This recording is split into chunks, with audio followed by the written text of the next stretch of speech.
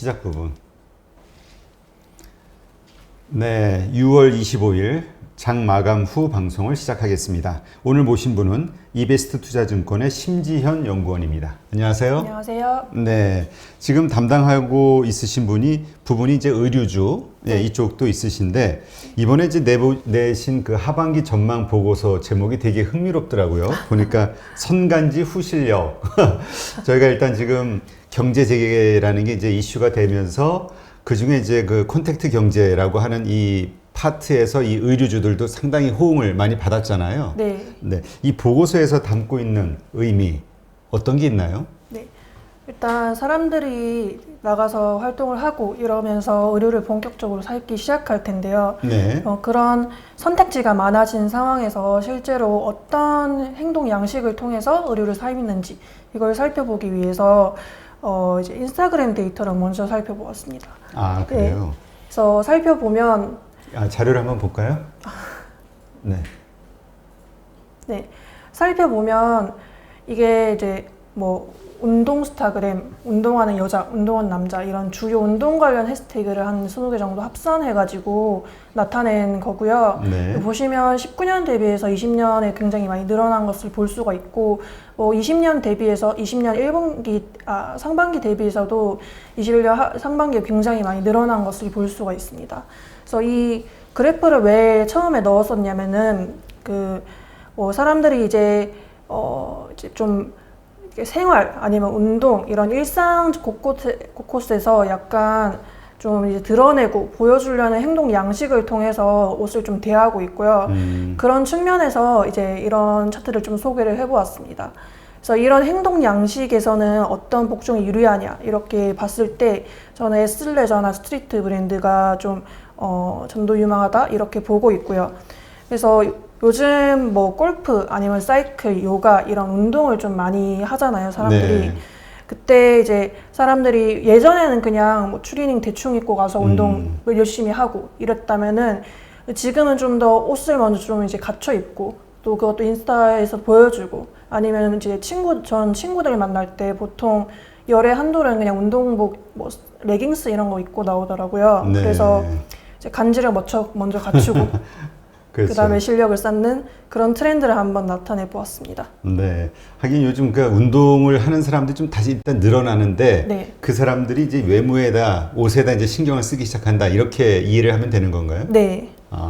하긴 저도 운동을 시작했는데 자세 교정 겸 뭐 여러 가지 좋다 그래가지고 추천을 해가지고 필라테스를 시작했거든요. 그랬더니 일단 당장 필라테스복을 하나 사긴 사야 되더라고요.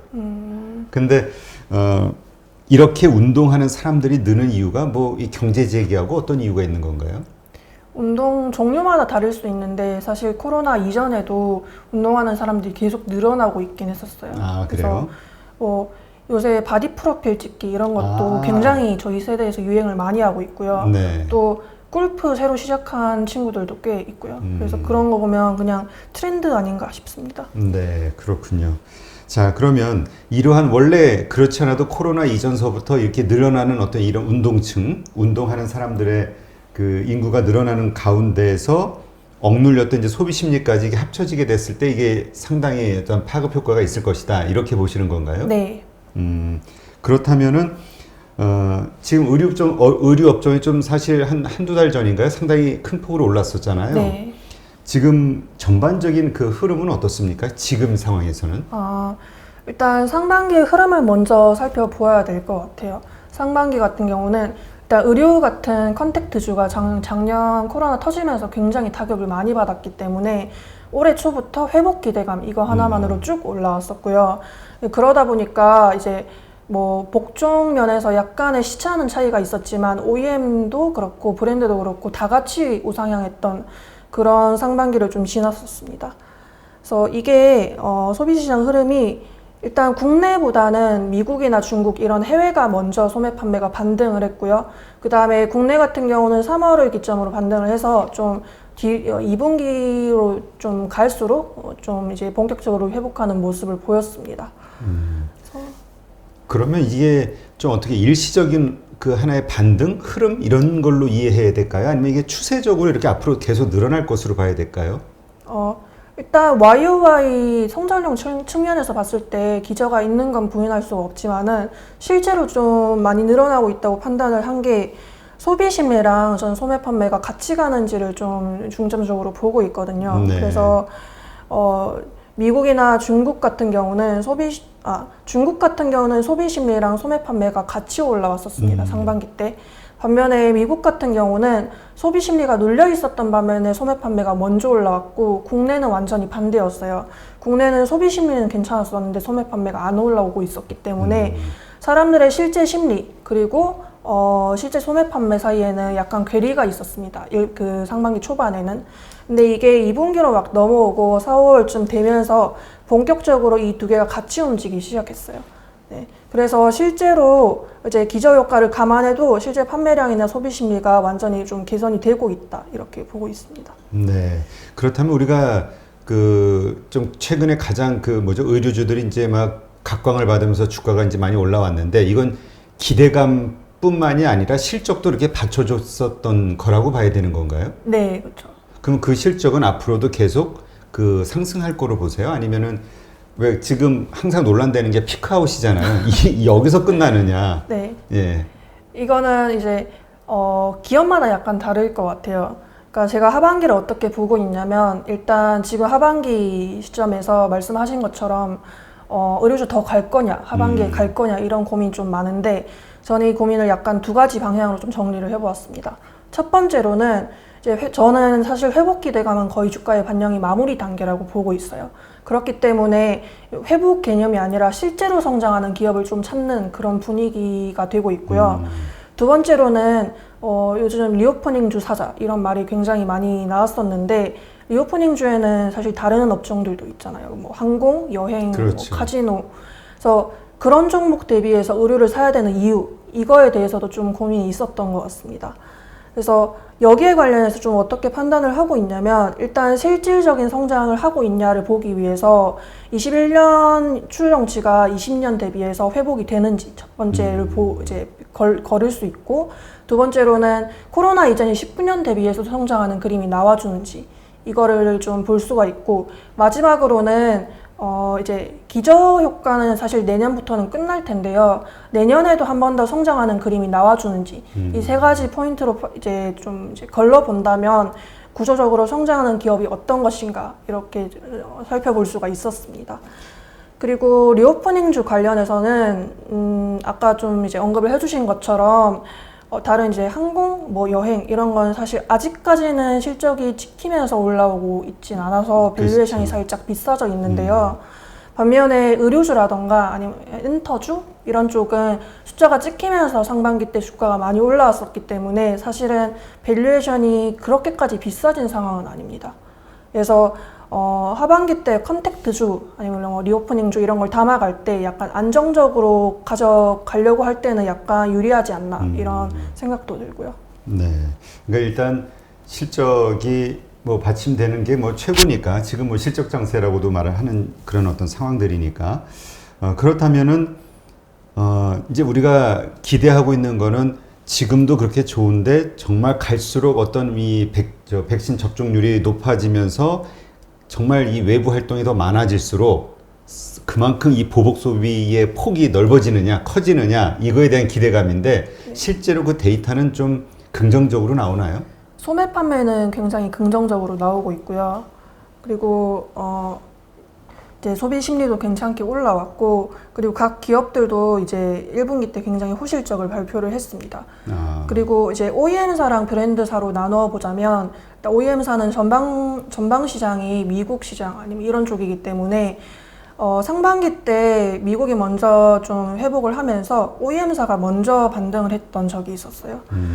브랜드사도 오르긴 했지만 OEM사가 먼저 올랐고 그 때문에 저는 하반기에는 OEM사보다는 오히려 브랜드사를 좀 중점적으로 보고 있는데 이런 각 복종별로 어떤 시점에서 시차 반영을 했는지 아니면은 이제 어떤 국가의 익스포저가 있는지에 따라서 하반기에도 충분히 뭐 성장 아니면 회복 가져갈 수 있는 기업이 있다 이렇게 판단을 하고 있습니다. 네. 근데 진짜 말씀하신 것처럼 보니까 그 외국 기업 그 유명 브랜드 거기에 주가가 미국 뭐 업체들 보니까 확 올라가면서 한국 기업들도 이렇게 많이 올라간다. 뭐 이런 이야기를 전에 들었던 적이 있던 것 같거든요. 네. 그렇다면은 지금의 그 뭐랄까 원천 그 브랜드 해외 업체들 지금의 주가 흐름은 어때요? 지금도 굉장히 좋고 아, 최근까지 지금도? 이제 뭐 주간 뭐 S&P 500 이런 거 올라온 종목 업종을 좀 확인을 하면 의류주가 그래도 올라온 주가 굉장히 많았고요. 또 주요 나이키 아니면은 아디다스 아니면 좀 럭셔리 쪽 있잖아요. 네. 루이비통이라던가 이런 그쪽은 또 연초부터 판가 인상을 했기 때문에 그 뭐 명품샵 가격 올린다 이런 말이 굉장히 초반부터 많았잖아요. 그래서 전반적으로 의류주들이 해외 쪽이 굉장히 주가 흐름이 좋습니다. 그렇다면은 우리는 보통 거기에 OEM으로 다 납품하는 거잖아요. 네. 우리도 이제 뒤따라서 이제 좋아질 것이다. 네, 그러니까 이미 상반기 때 그거를 좀 많이 반영을 우리가 먼저 했었어요. 반영을 해서 네. 올라왔다. 그러면 그쪽이 오르는 한 우리도 계속 지속적으로 오를 수 있다. 이렇게 이해해야 될까요? 네, 그러니까 뭐 주가는 사실 심리의 부분이라서 뭐 단언하기는 힘든데 실적 자체는 외형이 수주가 꺾일 일은 없기 때문에 쭉 올라갈 거라고 보고 있고요. OEM사들도 브랜드사들은 이제 실제로 사람들이 돌아다니고 이럴 때 좀 이제 OEM사에 비해서 약간 느리게 턴어라운드 했던 그 부분을 더 반영할 수 있지 않나 싶습니다. 네. 지금 그 스포츠웨어, 나이키라든가 뭐 이런 쪽은 스포츠웨어니까 지금 이 의류 가운데서도 이렇게 좀 종류를 좀 나눠보면 어디가 그렇게 좀 특별히 뭐 성장세 혹은 뭐 소비가 잘 되고 있나요? 뭐 여성복, 뭐 남성복 뭐 이런 나뉘잖아요. 네, 일단 전반적으로 다 잘 되는 가운데 최근에 주목받았던 복종 이제 크게 두 가지로 나눌 수가 있는데 첫 번째는 국내에서도 그렇고 해외에서도 그렇고 백화점 트래픽이 많이 반등을 하면서 백화점에서 파는 여성복 아니면 남성복 이런 거 파는 기업들이 먼저 관심을 받았습니다. 국내 같은 경우는 한섬 아니면 신세계 인터내셔널 이런 걸 들 수가 있고요. 해외도 비슷한 흐름을 보였고요. 그리고 두 번째로는 이거는 이제 뭐 채널별이라기보다는 복종 측면에서 아까 말씀드린 것처럼 그 이제 최근에는 운동하는 사람들도 굉장히 늘고 그렇죠. 있고, 예. 그래서 요가복 아니면 사이클복 이런 애슬레저가 각광을 받고 있기 때문에 그런 쪽에서 애슬레저랑 스트리트 브랜드가 또 장기적으로 잘 된다 이런 기대감을 받고 있습니다. 네. 근데 진짜 운동하는 사람들이 저도 이렇게 요즘 이렇게 운동 필라테스 얘기하는 것도 힘드네. 너무 아파가지고. 저도 필라테스 하기 때문에 예? 공감 가네요. 예, 하세요? 네, 몇 달 됐어요? 저 한 달이요. 나도 한 달. 아니, 이게 몸이 안 돌아가니까 이거 막 선생님이 막 누르면서. 네. 그러니까 막 처음에 이렇게 정말 아주 여리여리하신 여성분이 이렇게 선생님이 이렇게 잡아주면서 운동을 하는데 하다 보면 1시간 동안 비명과 함께 끝나고 보면 눈물을 흘리면서 바닥에 널브러져 있는. 근데 이제 처음에는 잘 모르니까 그냥 이런 옷을 입으면 된다 생각하고 이제 샀는데 이게 좀 하다 보니까 심리가 좀 뭐죠? 좀 값비싸고 네. 좀 괜찮은 거 디자인 색상도 그렇고 생각이 바뀌더라고. 왜냐하면 운동을 할 때 그 옷을 입고 왔다 갔다 하니까 길거리를 이거 좀 바꿔야겠구나 이런 생각이 자연스럽게 들던데 아마 이게 다른 분야도 다 그렇겠죠. 그렇죠. 저도 새로 요가복 몇 개 샀었어요. 맞아요. 이게 또 필라테스 우리 동지네. 저 방송 보시는 분들 필라테스 하세요. 이게 너무 좋아서이기도 제가 이렇게 권해드리는 건데 또 다른 이유는 저만 이 고통을 겪을 수가 없다. 많은 사람들이 고통을 함께 해야 된다. 네. 자, 그렇다면 지금 골프장 부킹 하기가 너무 어렵다 이런 얘기가 있을 정도로 네. 골프도 한참 인기잖아요. 그래서 골프웨어 쪽도 좀 시장이 좋아지고 있다 이런 얘기를 들은 것 같은데요. 네. 그러니까 그러니까 골프선 전체 시장이 뭐 굉장히 기대를 많이 받고 실제로 좀 성장하고 있습니다. 그래서 골프 시장 최근에 코로나뿐만 아니라 2, 3년 전부터 좀 신규 인원들이 많이 진입을 했어요. 기존에는 40대, 50대 시니어분들이 좀 많이 하셨다면은 그 사이에 20, 30대 분들, 제 또래 분들도 많이 시작하셨고 여성분들도 좀 많이 시작하셨고 하다 보니까 이 고객 향유층의 외형 자체를 확장하면서 시장이 크고 있거든요. 그런 흐름에서 이제 코로나가 터지면서 해외여행을 못 가니까 여행 대신에 골프장이나 가자 막 이런 생각을 사람들이 하면서 더 수요가 많이 늘어났고요. 그러니까 제가 듣기로는 뭐 헬스장 닫을 때도 야외 골프장 안 닫았다고 듣긴 했었거든요. 아, 네. 네, 얼핏 듣기로는. 그래서 아니 골프 네. 정말 뭐 많이들 하더라고요. 또 답답하니까 필드 나가고 싶어 하고. 네. 그리고 딱 그 치기가 좋잖아요. 한 팀 4명 딱 그 인원 제한도 딱 맞고. 네. 그래서 상반기 때는 일단 이건 의류주는 아니지만 골프존 이런 종목들이 좀 많이 핫했던 것 같아요. 근데 저는 지금은 오히려 골프웨어 쪽에 좀 눈을 돌려봐야 되지 않나 싶은 게 일단은 곧 해외여행이 뭐 정확한 건 아니지만 풀릴 예정이잖아요. 그러다 보니 트래블 뭐 네. 버블인가 뭐 해가지고. 네, 그래서 이게 뭐 비공식적인 데이터긴 한데 1년에 뭐 해외로 꼬박꼬박 나가는 해외 골퍼들이 한 8만 명 정도 된다고 하더라고요.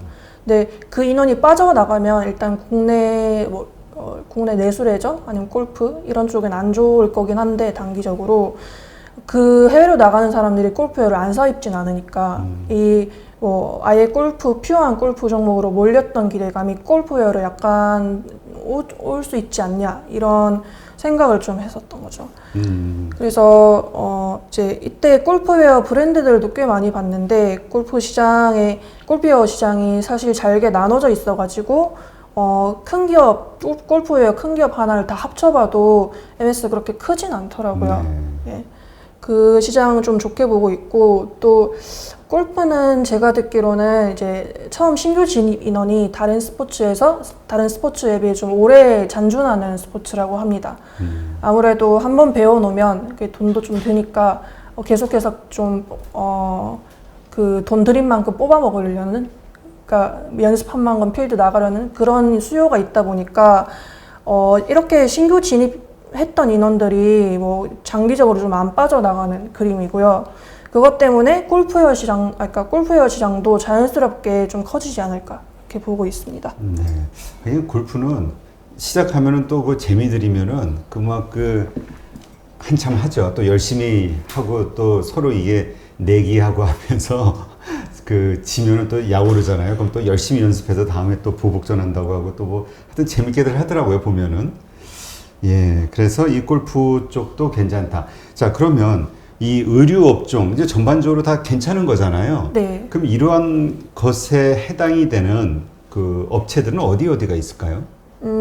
저는 일단 좋게 보고 있는 종목이 세 가지로 좀 압축을 할 수가 있을 것 같아요. FNF랑 이제 SJ그룹이랑 더네이처홀딩스 이렇게 정리를 할 수가 있을 것 같은데 세 종목은 일단 공통점이 몇 가지 있습니다. 첫 번째로는 제가 아까 말씀드렸던 실질 성장 측면에서 이제 작년 대비 회복도 하고 19년 대비 성장도 하고 내년에도 성장을 기대할 수 있는 기업이 공통점 중에 하나고요. 두 번째로는 이쪽 업체들이 약간 스트리트나 아웃도어 이런 쪽이에요. 그래서 향후에 장기적으로 애슬레저나 스트리트 브랜드를 좀 선호한다고 말씀을 드렸는데 그 측면에서도 포트폴리오 괜찮게 갖고 가고 있고요. 그리고 세 번째로는 그 해외 익스포저가 좀 있는 기업들을 선호를 하는데 좀 이제 FNF 같은 경우는 이미 해외 비중이 좀 꽤 되는 기업 그리고 SJ그룹이랑 더네이처홀딩스 같은 경우는 향후에 해외 비중을 좀 많이 늘려갈 걸로 기대되는 기업 이렇게 정리를 할 수가 있을 것 같습니다. 네. 그렇다면 그 각각의 기업에 투자를 일단 그러면 지금 말씀하신 세 개 기업을 이제 최선호 기업으로 네. 보시는 건데 그 중에서 탑픽으로 보고 있는 곳이 있다면 어디예요? 일단 저는 SJ그룹 말씀드릴게요. SJ그룹으로 말씀드릴게요. 네. 그러면 우리가 거기에 일단은 현재 주가가 이렇게 부담 없이 들어갈 만한 주가 밸류인지 아니면은 왜냐면 의류주가 좀 상당히 올랐었잖아요. 그래서 좀 어떻게 뭐 조정을 기다려야 되는 것인지. 일단 그 측면 관련해서는 SJ그룹도 그렇고 더네이처 홀딩스도 그렇고 아직 본격적으로 해외 확장이 가시화되는 단계는 아닙니다. 네. 그래서 아직까지 SJ그룹 같은 경우는 그 내수 비중이 90몇 % 이 정도 되고요. 본격적으로 뭐 인도, 호주, 이런 중국 이런 쪽으로 판로를 뚫은 시점이 얼마 되지가 않았어요. 그래서 하반기 내에 이 해외에서 얼마나 팔릴지 약간 가시화가 될 텐데 그게 아직은 또 의구심을 가지신 분들이 많아요. 실제로 그렇죠. 잘 되겠냐. 그래서 그 실제로 이제 해외 확장을 했을 때 부분을 완전 풀로 선반영했다고 보진 않고 있거든요. 그래서 하반기 때 지금 중국의 온라인 쪽으로 6월에 나가고 있는데요. 그쪽에서 확인이 됐을 때 실제로 좀 더 잘 나오거나 아니면은 온라인 쪽으로 확인해서 대리점을 본격적으로 깔기 시작하거나 이런 시점에서 또 본격적으로 주가가 올라갈 수 있지 않을까 보고 있습니다. 네. 그렇다면 근데 이미 말씀하신 것처럼 그러한 일들이 가시적으로 진행이 되고 있는 상황이라면은 주가는 좀 선반영돼서 상당히 올라 있을 수도 있겠는데요. 최근에 좀 많이 오르긴 했어요. 기대감으로. 상반기 때. 네. 그렇다면 지금 말씀하신 해외 진출과 관련된 어떤 그 뉴스나 그런 뭐 비슷한 공시나 이런 것들이 나왔을 때 이런 걸 좀 잘 지켜봐야 되겠네요. 네. 그러니까 추정치에 아직 해외 실적을 많이 반영하진 않았거든요. 그래서 지금 추정치로만 계산한 TP도 상당히 이제 업사이드가 남아 있는데 만약에 해외가 크게 붙어주면은 그것만으로 실적이 계속 눈높이가 올라가면서 뭐 이제 옛날에 FNF가 해외 중국 빨리 진출할 때 크게 올랐던 것처럼 그런 그림이 나와주지 않을까 이렇게 기대하고 있습니다. 네, 그렇군요. 자, 그러면 그래도 이제 또 그 뭐라 그럴까요? 리스크 요인이랄까? 뭐 이런 것도 좀 있잖아요. 각 업체나 어떤 섹터별로. 네. 우리가 좀 점검해봐야 될 요소가 있다면 뭐가 있을까요? 일단 의류 전체적으로는 두 가지 정도를 들 수가 있을 것 같습니다. 첫 번째로는 이제 사실 이연 소비, 보복 소비, 펜트업 소비 이런 말이 나온 지가 1년쯤은 지났어요. 그러니까 작년 하반기부터 말이 나오기 시작했기 때문에 그래서 오랫동안 사람들이 말하다 보니까 이 보복 소비에 대한 기대감이 생각보다 굉장히 많이 높아진 것 같습니다. 근데 실제로 보복 소비가 기대감만큼 나와주려면 소득이 뒷받침되어야 되거든요. 네. 근데 이제 미국이나 중국 같은 경우는 소매 판매가 올라갈 때 가처분 소득이 같이 올라가면서 올라와준 반면에 국내 같은 경우는 아직 가처분 소득이 이제 뭐 유의미하게는 올라와주지 않고 있는 상황입니다. 그러니까 이제 그 가계 흑자율 이런 게 번거에서 쓴 거 뭐 빼면 저축률 이런 거 감안하고 하면 나타난 건데 저희 가계 흑자율은 굉장히 높게 유지되고 있어요. 그 국내 같은 경우는. 근데 그게 사람들이 돈을 많이 벌어서라기보단 많이 못 써서 남아 있는 게 크기 때문에 사실 뭐 그 남아 있는 돈을 많이 쓴다고 보복 소비를 한다고 해도 소득이 뒷받침되어 주지 않으면은 그 사람들의 마음속에 약간 불안감 때문에 보복 소비를 엄청 크게 할 수는 없거든요. 그래서 이 보복 소비가 얼만큼 나와줄지 보려면 이 소득 추이도 같이 봐야 된다. 이렇게 보고 있는 게 첫 번째 요인입니다. 그리고 두 번째 요인 관련해서는 사실 이게 좀 더 중요하긴 해요.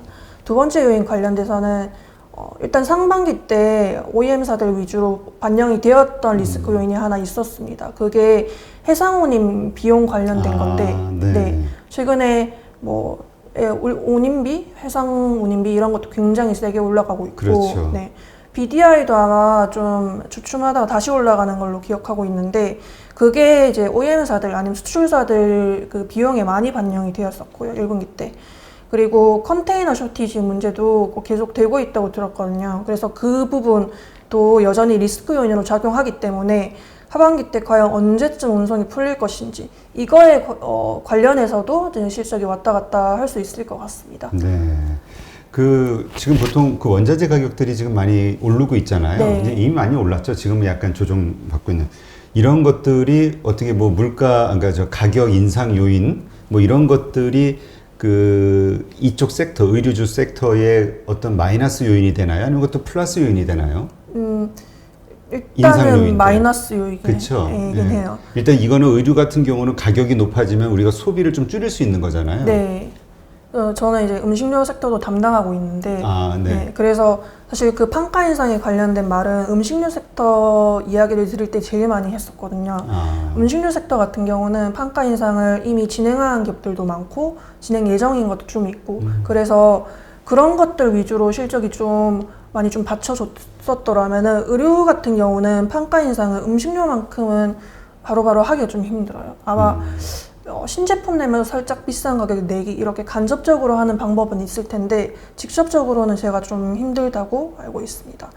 그리고 OEM사 측면에서는 OEM사들도 이제 원당 가격이 좀 많이 올라왔기 때문에 그렇죠. 1분기 때 판가 인상을 한번 했었어요.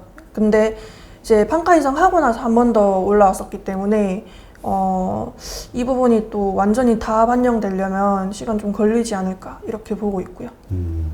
하긴 그렇죠. 이게 그 뭐라 그럴까요? 음식료 같은 경우도 보면은 그 보통 기존의 제품을 가격 올리면 저항이 심해지니까 보통 뭐죠? 뭐 첨가제 하나 따로 맛 추가해가지고 다른 맛, 네. 예, 다른 맛 해가지고 아니면 용량 약간 틀리게 해가지고 신제품처럼 하면서 가격을 높여가지고 네. 나오잖아요.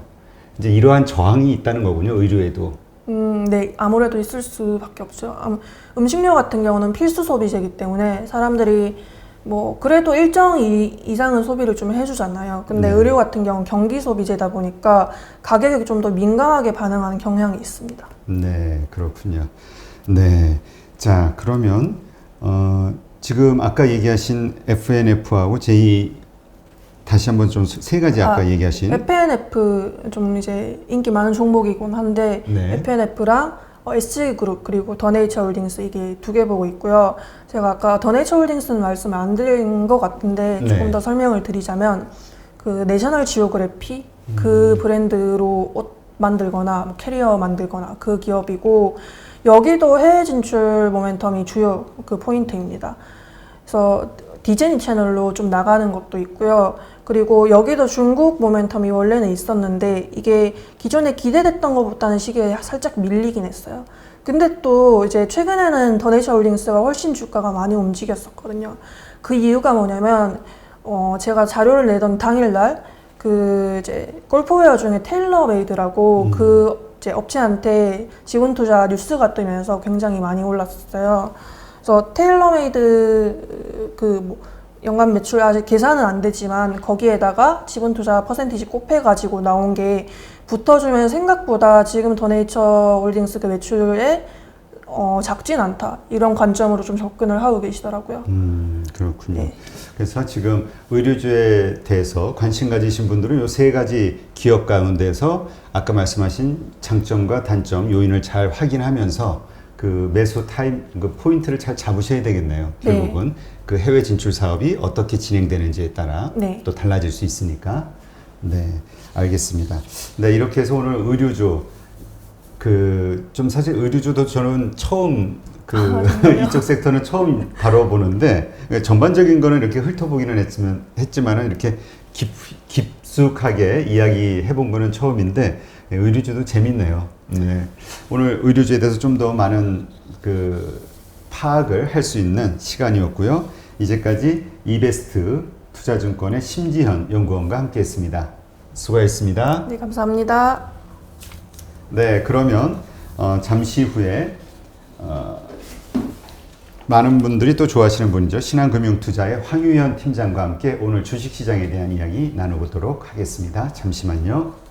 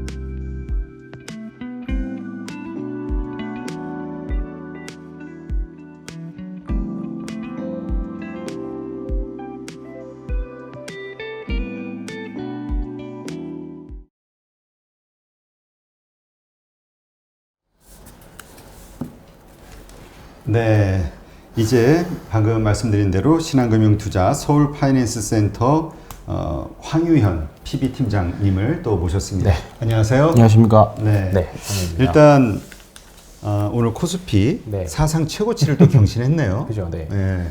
오늘 또 외국인도 좀 샀어요. 좋은 모습이에요. 3,300선 드디어 돌파하긴 했는데. 지금 뭐 사실 뭐 6월부터는 좀 편안하지 않을까라는 말씀을 사실 드리긴 했는데 네. 오늘 아침에 이제 여러분들 좋아하시는 이제 박석중 의원 저희 회사 이제 연구원님이 아침에 방송을 하시면서 그 말 사내 방송 이제 하면서 그 말씀하시더라고. 원래 신고가를 가면 좀 배 아픈 일이 생기잖아요. 누가 얼마를 벌었네, 누가 얼마. 이런 얘기가 나오면서. 근데 배가 안 아프시대요. 아, 왜요? 왜냐면 지수는 신고가인데 그런 얘기 별로 없다는 거죠. 그러니까 그만큼 지금 시장이 굉장히 좀 어렵고 지수는 계속 사실 차분하게 뭐 편안하게 움직이는 것 같은데 종목들의 순환도 굉장히 빠르고 개별 종목들도 보면 급등락도 굉장히 많이 나오고 있다 보니까 뭐 사실 뭐 지금 완전 다 정중동의 장세 완전히 그렇다 보니까 사실 몇몇 종목들은 정말 개인 투자자들 정신 못 차릴 정도로 뭐 변동이 나오고 하다 보니까 지금 그런 장세입니다. 사실 그래서 난이도는 지수만 보면 되게 뭐 별거 없네라고 볼 수 있지만 인덱스 투자자분들은 뭐 그냥 편안하실 수 있지만 개별 종목으로 들어가시는 분들은 좀 이번 주도 여전히 쉽지 않은 장세 되고 있고 뭐 사실 다음 주도 특별히 다를 건 없을 것 같고 좀 그런 장세 계속 이어지고 있습니다. 아니, 오르는 것도 그렇고 내리는 것도 네. 그렇고 너무 빨라. 빠르죠. 굉장히 아니, 빠르죠. 아, 오르네 그래가지고 이제 좀 시작하나 네. 이게? 아, 어제 그렇죠. 이제 자동차주 네, 같은 경우 그렇습니다. 네. 딱 그랬는데 그냥 바로 네, 그냥 몇 맞습니다. 시간 있다 쭉 가라앉고. 어쨌든 뭐 당분간은 계속 요 변한 종목 순환 장세. 그러니까 지금 보면 올라가는 종목들은 모멘텀이 확실히 좀 있으니까 올라가는 거고요. 내려가는 것들도 그에 걸맞는 뭐 이슈가 있으니까 내려가는 것들인데 시장의 방향성이 확실히 여전히 없는 외국인들이 뭐 현물 오늘 좀 사주긴 했습니다만 사실 큰 의미는 없는 것 같고 선물 시장에서도 아직 큰 의미를 발견하지 못하는 것 같고 선물 현물 계속 샀다 팔았다 정도 뭐 그 안에서 어떤 게 향후 주도주가 될지 탐색하는 구간들인데 일단은 뭐 뒤에 말씀드리긴 하겠지만 기존의 주도주였던 인터넷 대장주였던 카카오가 이번 주 일단은 조금 꺾이는 모습 나왔고 그리고 뭐 건설주였던 삼성 엔지니어링도 좀 꺾이는 모습 나왔고 그렇다 보니까 새로운 주도주가 등장하는 과정 그러니까 기존 주도주와 새로운 주도주가 교체되는 과정에서 변동성이 나온 거죠. 수급의 이동 이런 과정에서 사실 근데 이 이동 과정에서 개별주들도 개별주대로 튀다 보니까 왔다 갔다 해서 그냥 가지고 계셨었으면 사실 큰 얼마 뭐 수익률 차이 없었을 텐데 이게 올라가니까 따라잡았다가 하면 뭐 내 거 팔았던 건 올라가고 떨어지고 산 거는 또 떨어지고 그런 장세 이번 주 사실 좀 쉽지 않았습니다. 네. 그래서 지금 뭐 새로운 주도주가 뭐냐 네. 이 얘기를 해가지고 네. 그 사실 오늘 오전까지만 해도 기대를 한 게 삼성전자나 어저께 하이닉스 뭐 LG전자 IT주들이 네. 좋았잖아요. 네. 그래서 이쪽에서 주도주가 나올 거냐 아니면 뭐 자동차도 좋았으니까 네. 현대냐 현대차나 네. 기아에서 주도주가 나오지 않을까 이런 기대를 했는데 어떻게 오늘도 되나요 여전히 생각이? 네, 그렇죠. 예, 이 대형주 가운데서 나올 것 같았는데. 일단은 그거를 말씀드리기 전에 이거는 지극히 제 개인적인 생각이고요. 누구 뭐 애널리스트의 의견도 듣는 것도 아니고 제가 시장을 바라보는 수급적으로 해석했을 때 개인적인 관점이니까 참고만 해주시기 바랍니다. 일단은 이번 주 지난주에 제가 금요일 날 카카오는 사도 된다 일단은 다만 전제 조건이 있었죠. 이 이슈가 있었을 때 매도하자라는 말씀드렸는데 거래량 기본적으로 1000만 주였는데 어제 거래량이 좀 많이 나왔죠. 네, 어제 거래량이 좀 많이 나왔는데 1800만 주 나온 것 같은데. 네, 어제 일단은 차트를 보면서 말씀드려야 네. 됩니다. 사실 뭐 이번 주에 경고음은 좀 있었어요, 사실. 네, 지난주에 상장 심사 통과되고 나서 느낌이 뭐였냐면 이번 주에 이제 카카오의 주가가 계속 올라가다 보니까 목표 주가도 올렸잖아요. 그렇죠. 그러면서 명분을 가져다 붙이기 시작하겠어요, 사실. 이제 이번 주에 사실 카카오도 대단한 기업이긴 하지만 이제 구글이랑 비교를 하기 시작하더라고요. 아, 이게 좀 불안한데? 그 얘기 들었어요. 그리고 이제 제 뭐 네트워크 통해서 이제 법인 담당자들, 이제 법인 영업 하시는 분들 이야기 들어보면 지금 사실 카카오랑 네이버를 밸류에이션 보고 사기는 어렵다. 그렇죠. 그렇다고 있는 거를 또 팔기는 어려워요. 왜냐면 벤치마크는 따라가야 되니까. 근데 여차하면 팔 기회를 노리고 있었던 건데, 이 제가 왜 명분 이야기를 왜 했냐면 느낌이 안 좋았던 이유가 뭐냐면 2007년, 2008년 그때 현대미포조선 차트를 잠깐 보면 왜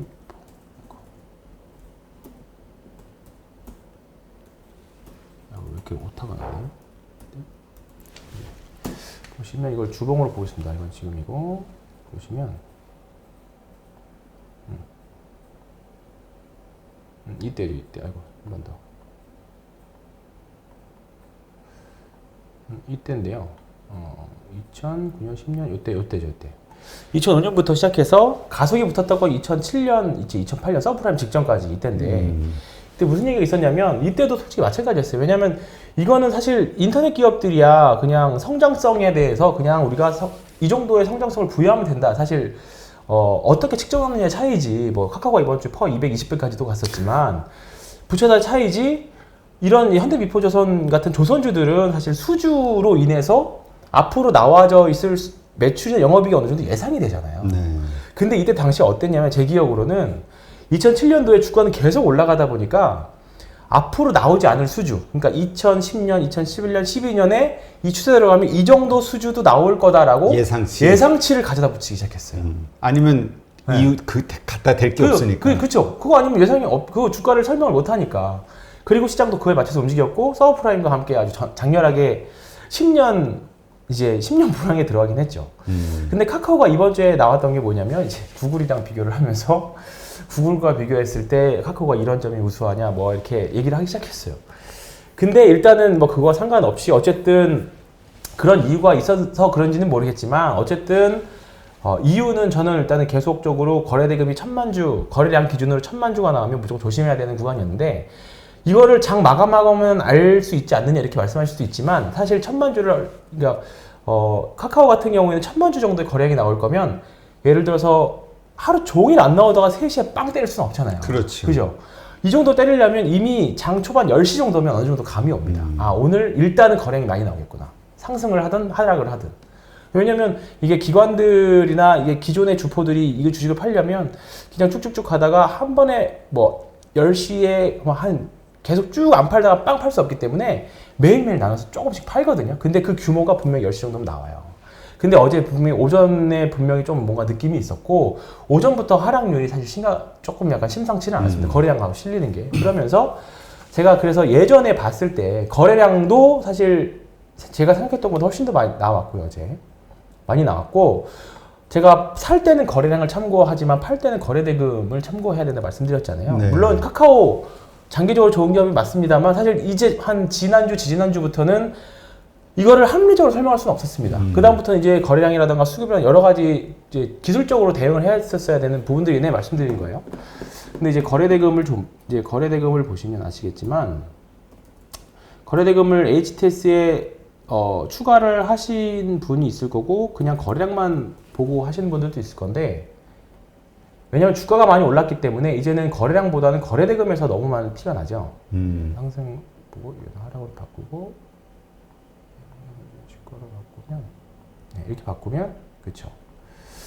거래량은 사실 이거 상승 초기랑 거의 얼마 차이 안 나요. 여기도 1000만 주, 여기도 1000만 주, 어제도 1500만 주 정도밖에 안 됩니다. 근데 거래대금은 확연히 차이가 나죠. 왜냐하면 주가가 그럼요. 올랐으니까 똑같은 양을 팔더라도 주가가 올랐기 때문에 거래대금은 굉장히 많이 차이가 나는 거고요. 지금 이 거래대금이 어제 2조 제 생각으로는 거의 3조 가깝게 나왔네요. 3조 딱 나왔었네요. 근데 이 거래대금 어느 정도냐면 옛날 다음 시절까지 포함해가지고요. 다음 시절까지 포함해가지고 역대 최고입니다. 네, 보시면 아시겠지만. 네. 이게 이제 어떤 의미로 받아들일지 모르겠는데 삼성전자도 이랬고요. 그죠? 어제 이만큼 3조 원의 거래대금이 나왔다라는 거는 여기를 이제 어제 17만 원대의 고점을 이제 넘어 올라가려면 저 3조 원의 거래량을 무시할 만큼의 뭔가가 나와줘야 됩니다. 호재 뉴스가. 근데 이제 카카오가 남은 거는 사실 카카오가 어제나 일주 전이나 한 달 전이나 기업의 가치가 바뀌었나요? 특별히 바뀐 거 없습니다. 바뀐 건 없죠. 바뀐 건 없어요. 그냥 가격만 올랐을 뿐, 가치가 오른 게 아니라 가격만 올랐을 뿐입니다. 근데 지금 일단은 어제 대량 거래가 나왔었고요. 그렇기 때문에 지금부터는 굉장히 저는 보수적으로 봐야 된다. 일단 그렇게 말씀을 드리고요. 그렇다면 이때부터 어떻게 예상 경로를 지금부터 어떻게 대응을 해야 되느냐 또는 어제 16만 원 위에서 또는 16만 원 이상에서 못 파셨던 분들은 지금부터 어떻게 되느냐인데 이제 예상 경로들이 몇 개 있죠. 예상 경로들이 지금부터 시나리오를 쓰고 봐야 됩니다. 지금부터. 그렇죠. 네. 오늘 차라리 양봉이 좀 나왔어. 어제도 음봉은 어제는 뭐 제 개인적으로는 완벽한 매도 신호였습니다. 친절 정말 어제 저는 제 손님들한테 뭐라 했냐면 정말 친절한 주식이다. 라고까지 말씀드렸어요. 쉽게 매도 시점을 알려줬다. 네, 너무나도 친절한 주식이다라는 표현을 썼어요. 그래서 그리고 오늘 솔직히 양봉이 나왔으면 반등도 한번 기대해 볼 만 했는데 아마 월요일도 쉽지 않았을 거고 오늘 분명히 제 생각으로는 장중에 양전화를 한번 했었잖아요. 네. 거기서 추가 매수하셨던 분도 분명히 있을 겁니다. 그래서 이제 다시 반등하는 거 아니냐. 저점 찍고 올라가나 네. 보다. 근데 거래량하고 거래대금 없이 오늘 떨어진 것만 실제로 봤으면 충분히 그럴만 했는데 지금 구간에서 분명히 뭐 장중에 변동성 있으니까 단타 되는데요. 그거 먹기가 굉장히 쉽진 않을 것 같은 구간이고요. 그래서 지금부터는 예를 들어 딱 17만 원에 물렸던 분들이 어떻게 대응해야 되느냐에 대한 얘기를 말씀드릴 건데 세 가지 경로가 있습니다. 세 가지 경로. 일단은 지금부터 저는 이제 좀 쉬러 간다라는 관점으로 보는 건데요. 네. 카카오는 지금 일단은 오늘 카카오뱅크 상장 이슈가 있고, 그 전에 이제 저는 계속 조심을 뭐 사도 되지만 조심해야겠다는 이유 말씀드렸던 거는 작년에 빅히트 상장했을 때 넷마블이 한 달 반, 그러니까 한 달 보름 전분의 고점이 나왔거든요. 빅히트가 2020년 10월 달에 상장했고, 넷마블의 고점은 2020년 9월 초에 고점이 나왔습니다.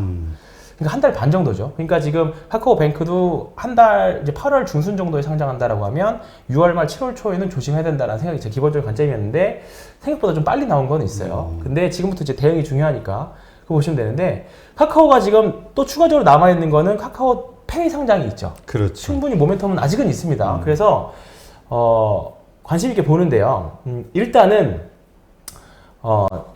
지금부터는 이제 제가 그때 지난주에 말씀드렸던 3등분선을 이용해 볼 겁니다. 3등분선을 이용해 볼 건데, 자, 이거는 이제 상승을 100으로 봤을 때, 여기를 이제 상승을 100으로 봤을 때, 네. 100인데요.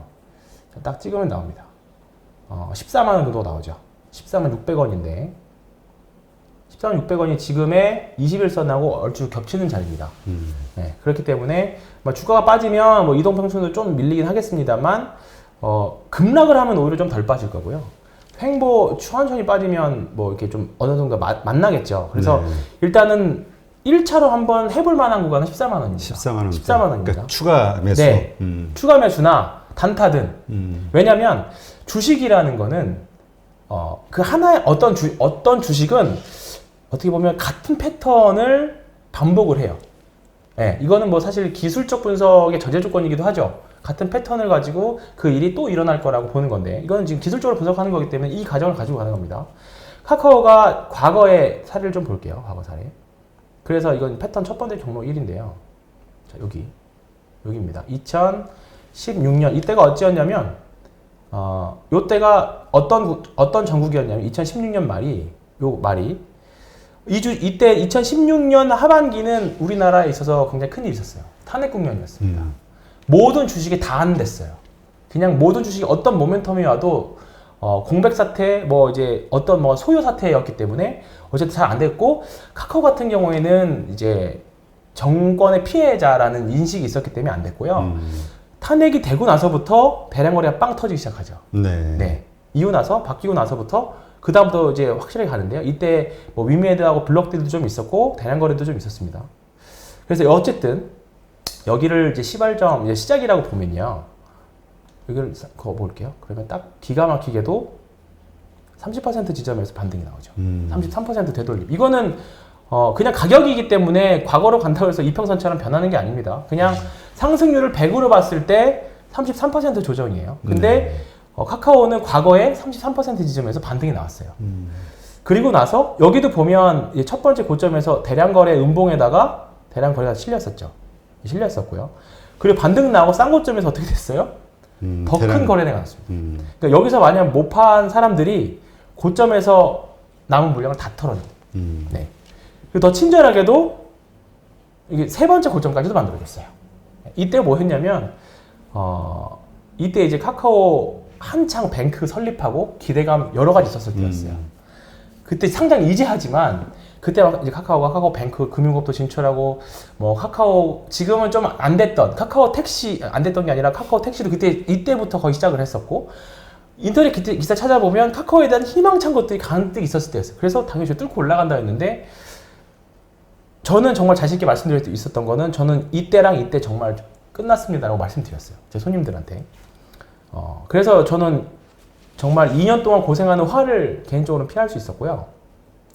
이번에도 마찬가지입니다. 이번에도 보면 상승을 여기서부터 여기까지라고 했을 때 일단은 14만 원 정도까지는 빠질 수는 있지만 14만 원 와도 반등은 가능하다. 이 카카오의 과거 이력을 봤을 때. 그리고 SK의 사례를 보면 SK도 마찬가지였죠. SK도 주가가 카카오 그 SK 바이오팜 상장이 있었고 좀 밀렸다가 뭐 어떻게 됐어요? 바이오사이언스 상장으로 또 올랐죠. 그리고 또 밀렸습니다. 이거 거의 이제 뭐 쌍거점을 좀 뚫고 올라가긴 했습니다만 이 케이스가 나올 확률이 일단은 조금 있다라고 봅니다. 카카오 같은 경우에는. 왜냐하면 카카오가 뭐 일단 다른 기본적인 뭐 개별주도 아니고 지수 대형 우량주기도 하고 여전히 또 떨어지면 시가 그 저가 매수세가 들어올 수 있는 물량도 있기 때문에 그리고 앞으로 또 상장을 준비 중인 것들이 많이 있기 때문에 일단은 어제 오늘 거래액 대금이 나와서 단기 충격은 어느 정도 있을 수 있겠지만 만약에 14만 원 정도까지 밀린다라고 하면 그때 가서 좀 세부적인 뭐 수급이 더 들어오는지는 개인적으로 판단을 좀 더 해야긴 하겠지만 일단은 14만 원 정도까지는 좀 열려 있다. 추가 매수를 하더라도 거기서 하시는 게 편하다. 그리고 만약에 그냥 올라온다. 그러면 뭐 물타기 안 하고 그냥 올라온다라고 하면 오히려 조금 더 탈출기를 빨리 주는 거죠. 네, 그렇게 해도 일단은 그렇게 시나리오를 하나를 세우고 보고요. 이게 1번 시나리오. 1번 시나리오입니다. 두 번째 시나리오는요. 지금 제가 가장 기본적으로 보는 게 안트로젠인데 이거는 몇 번 말씀드렸는데 지금은 아니고요. 일단 참 그러니까 시나리오 1대로라면 네. 오늘처럼 그렇게 조금 더 빠지다가 이렇게 올라오는 모습 여기에 우리가 쉽게 매수로 들어가면 안 된다. 안 된다는 거죠. 네, 더 빠질 수 있는 네, 거니까. 더 빠질 수 있는. 지금부터는 정말 개인 투자자들을 꼬드기기 위한 호가를 계속 그리고 또 그 안에서 엄청난 단타. 그러니까 왜냐면 지금은 거래량이 늘어나면 늘어날수록 물량만 쌓이는 겁니다. 그렇죠. 그러니까 심리가 어떻겠어요? 지금 16만 원, 5천 원에 샀다고 생각해보세요, 대표님이. 그렇죠. 올라오면 어떻게든 지금 빨리 빠져나오고 싶으면 굉장히 강한 구간이에요. 그렇기 때문에 굉장히 조심해야 된다고 말씀드린 거고 어느 정도 그게 반전이 되려면 14만 원 정도까지 가격 조정 분명 필요하다고 보는 거고요. 두 번째 케이스는 이겁니다. 안트로젠 이때인데요. 이것도 보면 굉장히 많이 올랐죠. 네, 굉장히 많이 올랐다가 이제 대량 거래 빵 터지고 여기를 조금 자세하게 보면요. 제 마우스가 아니라서 보시면 여기도 대량 거래 빵 터진 다음 날 여기도 보시면 거래량으로는 거의 얼마 차이가 없지만 거래 대금으로는 상승 최고죠. 그러네. 네, 상승 최고죠. 다음 날 여기는 정말로 페이크가 나왔습니다. 페이크. 오늘 모습이랑 비슷한데 비슷하죠. 카카오랑. 근데 카카오는 음봉이고 얘는 양봉이고. 이때도 굉장히 많은 사람들이 안트로젠의 그 병을 치료하는 약 이름 정확히 기억이 안 나는데 그때 그 희망이 가득 차 있었을 때였어요. 그리고 나서 다음 날 세게 빵 밀었죠. 다음 날 시초가는 상승해서 시작했네.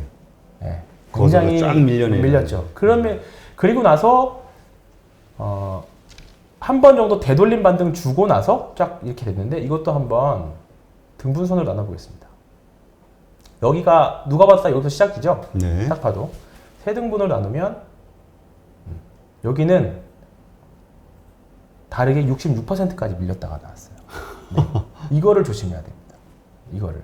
그러니까 카카오 같은 경우에는 여기도 아마 분봉을 살펴보면 여기서 굉장히 공방이 있었을 거예요. 근데 왜냐하면 얘는 무서웠던 게 뭐냐면 윗꼬리도 굉장히 길었고요. 윗꼬리도 굉장히 길었고 보시면 캔들 길이보다 윗꼬리가 훨씬 더 길잖아요. 그러네. 네, 훨씬 더 길고 그 다음에 여기서 그냥 이제 좀 약간 더 개별주다 보니까 투매 형식으로 쫙 밀었어요. 그래서 이 종목은 접근을 언제 해야 되냐면 저는 그때 당시에 반토막, 그러니까 이걸 3등분선을 쓸 게 아니라 4등분선을 써야 되는 거 아니냐라고 그때는 말씀드렸기도 했었어요. 딱 여기 보시면 이 정도에서 한번 갭으로 밀어버렸죠. 여기도 갭으로 밀어버렸네요. 보면 이렇게 했다가 여기서 어느 정도 반등 나오다 이렇게 죽었죠. 그러니까 이건 사실 좀 대응하기 어려운 구간이었어요. 근데 제가 굉장히 이거 4등분선은 조금 될 때도 있고 안 될 때도 있어서 이걸 확실히 지표로 쓰기엔 좀 그렇지만 3등분선은 33% 지점이랑 66% 지점에서는 해볼 만하거든요. 이거는 확률이 굉장히 높거든요. 그래서 두 번째 경로는 이건데 이럴 확률은 조금 적은 것 같아요. 그러니까 일단은 더 많이 확률적으로. 시나리오 1보다 더 하락폭이 더 네. 크다. 근데 만약에 카카오가 그렇게 66%까지 근데 그때 되면 뭐 너도 나도 사지. 정말 많아, 그죠? 그때 좀 정말 되면, 싸다 해가지고. 네, 그렇죠. 엄청 살 거예요. 근데 이거를 66% 되돌림으로 놓고 보면, 근데 그 정도 가면 정말 시장이 곡소리가 많이 날 건데 11만 원 정도 가야 됩니다. 10만 8천 원이니까 거의 11만 원 수준이잖아요. 그러면 17만 원에 샀던 사람이 11만 원에 가면 얼마가 되는 거죠? 뭐 하여튼 엄청 6만 원 빠지는 거니까 한 8, 4, 반토막 조금 넘게 반토막 정도 나는 거네요, 그죠? 그러니까 쉽지 않을 겁니다. 네, 그렇죠. 거의 정도 쉽지 않을 거기 때문에 매수세가 붙을 것 붙을 같아요. 겁니다. 예, 그 정도 가면 충분히 붙고요. 3등분 선이 가능성이 네. 좀 높아 보이는. 그래서 여기 3분의 1 지점, 일단은 14만 원 정도 지점이 일단은 현재 가장 강력한 시나리오입니다. 그나마 조금 더 우호적으로 시나리오를 짜면 이걸 4등분 선하면 25% 지점도 있긴 있어요. 이렇게 여기인데 15만 원 정도 되거든요. 15만 원 정도? 근데 사실 한 다음 주에 5천 원만 빠지면 바로 15만 원 터치하거든요. 혹시나 다음 주에 그러니까 분할 매수 굳이 나는 카콜 너무 갖고 싶어 하는 분들은 15만 원 깨질 때부터 조금씩 사시는 건 괜찮은 것 같아요. 네, 분할 하다가 반등 주면 매도 이건데 일단은 저는 큰 추세로는 일단은 조금 쉽지 않다. 지금까지 보여줬던 흐름과는 다음 한 몇 달 정도? 왜냐면 이게 1월부터 6달 정도를 이렇게 올랐잖아요. 그렇죠. 그럼 앞으로 반년 정도가 카카오는 조금 기간적으로 쉬지 않을까. 일단 이렇게 카카오 이렇게 생각을 하고요. 이러면서 시장에 변화가 생겼죠. 이러면서 어제 카카오 빠지면서 뭐가 튀었습니까? IT가 튀었죠. 네, IT랑 자동차 같이 튀었죠. 근데 시나리오 3은 이거 두 가지. 두 제가 세 가지. 가지라고 그랬나요? 네, 두 가지. 이거 두 가지입니다. 두 가지. 네. 이거 두 가지 놓고 보는데, 이거 나온 김에 삼성 엔지니어링 같이 볼게요. 삼성 드디어. 엔지니어링도 오늘 급락했죠. 네, 오늘 나왔어요. 삼성 엔지니어링 보시면 똑같죠. 대량 거래 있었고, 쭉 올라가고, 대량 음봉 나왔죠. 거래량 보면 별로 큰 의미를 찾을 수 없습니다. 그렇죠. 네. 근데 거래 대금으로 봤을 때는 의미를 찾을 수 있죠. 얘도 한번 봐볼까요? 얘를 3등분 선으로 보면 또 정말 하락할 때 네. 정말 그 반등 노리고 들어가시는 분들이 있거든요. 네. 그래서 보면 여기도 똑같죠. 21선 아까 카카오랑 똑같이 21선 라인이랑 3분의 1 33% 조정이랑 똑같습니다. 22,000원 정도. 22,000원. 네. 근데 오늘 음봉이 세게 나왔기 때문에 뭐 월요일 날 잠깐 뭐 반등이 살짝 나올 수 있긴 하겠습니다만 반등 주면 일단은 매도하고 대응을 해야 되는 게 맞다라고 보고 1차로 한번 봐야 될 건 22,000원. 똑같습니다. 삼성 엔지니어링도 근데 다만 삼성 엔지니어링은 조금 길게 보면 저는 더 현대 엔지니어링 상장까지는 해볼 만하다고 생각해요. 다만 이제 시간의 문제고 매매를 어떻게 하느냐에 따라서 수익률은 달릴 건데 이렇게 된다고 보고요. 어쨌든 이거 3회는 오늘이었고 카카오 같은 경우가 이제 목요일 날 이렇게 빠졌잖아요. 그러면서 그렇죠. 목요일 빠지면서 올라왔던 게 대표적인 게 이제 자동차였죠. 그렇죠. 자동차. 삼전도 올라오긴 했지만 자동차였어요. 어제 좀 오후 가서 밀렸지만 자동차 기아도 그렇고 현대는 오르다가 장 초반에는 다 오르다가 네.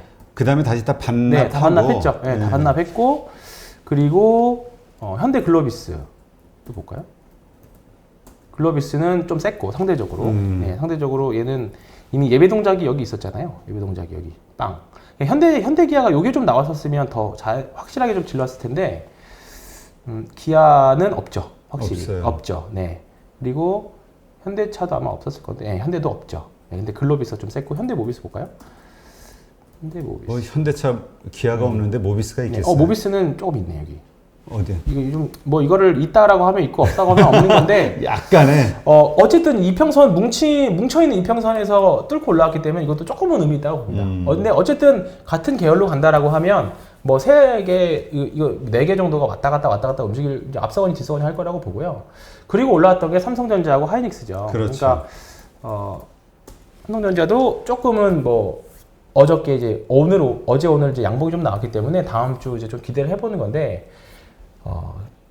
기존의 주도주가 빠지면서 이쪽으로 오기를 기대를 해봐야 되는 거죠. 일단은. 그렇죠. 근데 일단은 시장에 완전한 엄청난 수급을 네이버도 마찬가지예요. 네이버도 마찬가지로 카카오와 네이버에서 일정 어느 정도 분명히 빠져나왔기 때문에 그 수급이 어디로 갈지에 대한 고민을 이제는 해야 될 거고 빠진 날 튀었던 애들. 그러니까 삼성전자, 하이닉스, 그다음에 현대차, 기아차, 여기서 자동차. 다음 주도주가 나올 네, 것이다. 다음 주가 일단은 높을 거라는 거죠. 그러니까 왜냐하면 사람들이 빠지니까 팡 튀었다는 거는 사람들이 다음 주는 여기 아니야라고 온 거잖아요. 그러니까 이쪽 가능성에 또 한번 말씀드리면 그러니까 하반기는 자동차 죽으면 이제 저도 죽는 거고 같이 가는 거죠.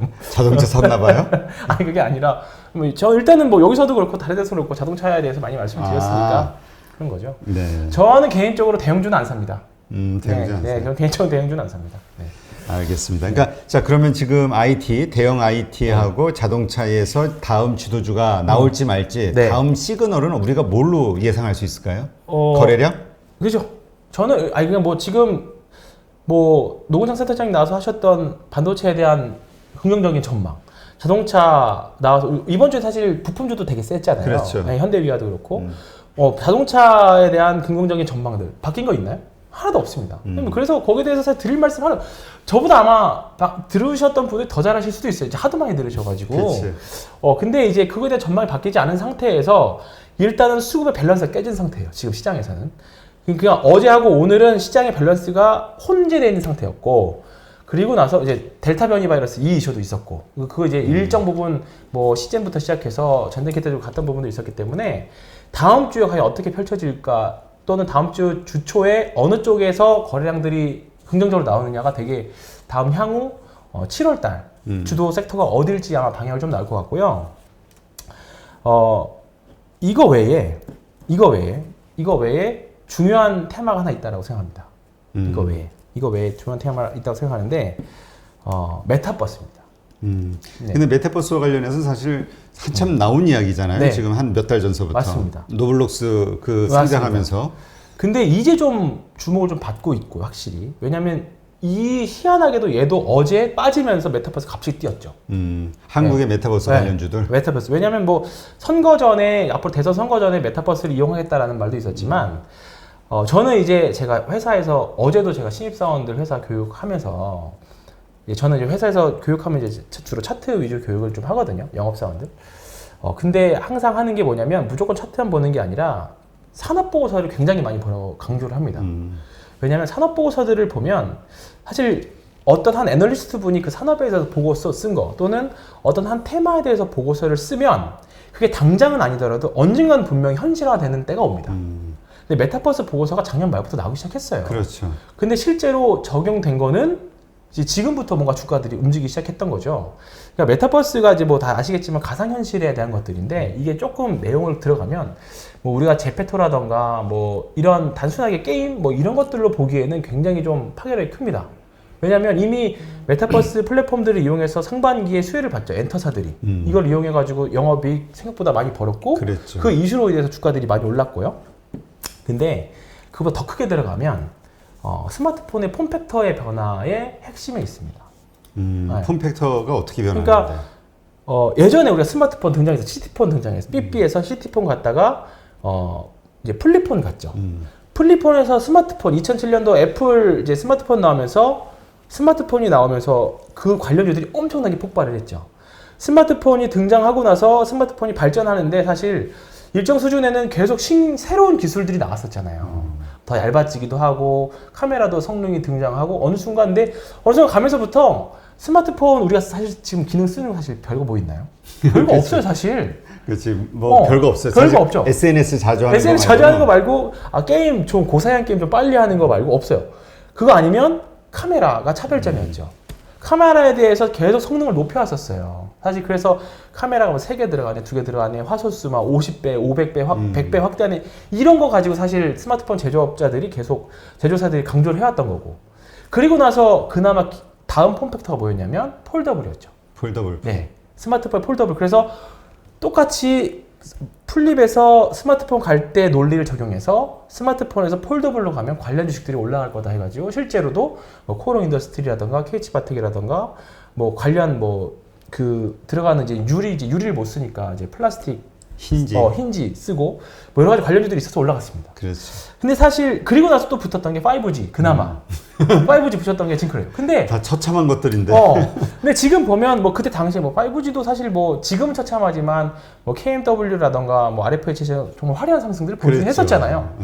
근데 이제 그 다음 그러면 이제 제조사들은 올해 사실 뭐 작년에 코로나 때문에 스마트폰이 좀 더 팔린다고 하지만 여전히 한 자릿수입니다.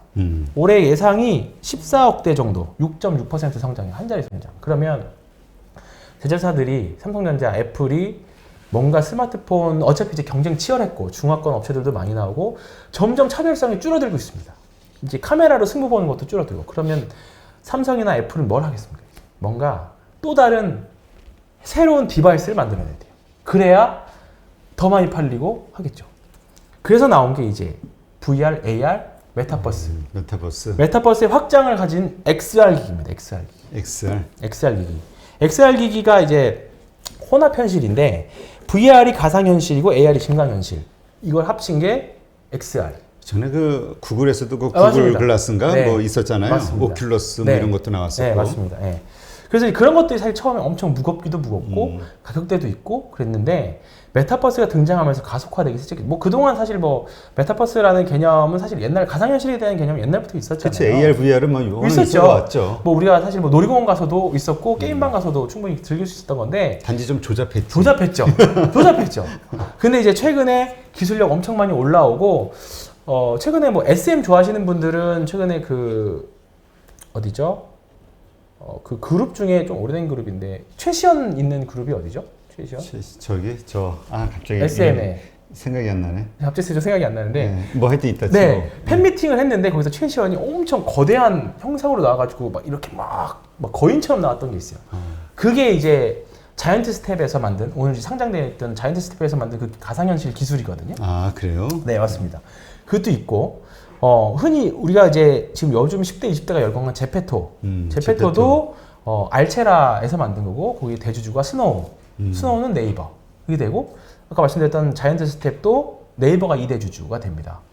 뭐 그래도 여러 가지 관련 주식들이 많이 있는데 제가 이 말을 왜 드렸냐면 결국은 이제 제조사하고 이제 수급적인 부분이랑 같이 말씀드리고 싶은 거예요. 일단은 첫 번째는 제조사들은 어쩔 수 없이 새로운 스마트폰의 폼팩터를 바꿈으로 인해서 스마트폰을 더 많이 팔아 돈을 벌어야 되잖아요. 그렇죠. 그래서 가상현실이라는 걸 이용할 거고 실제로 내년에 애플에서는 XR 기기를 출시를 할 겁니다.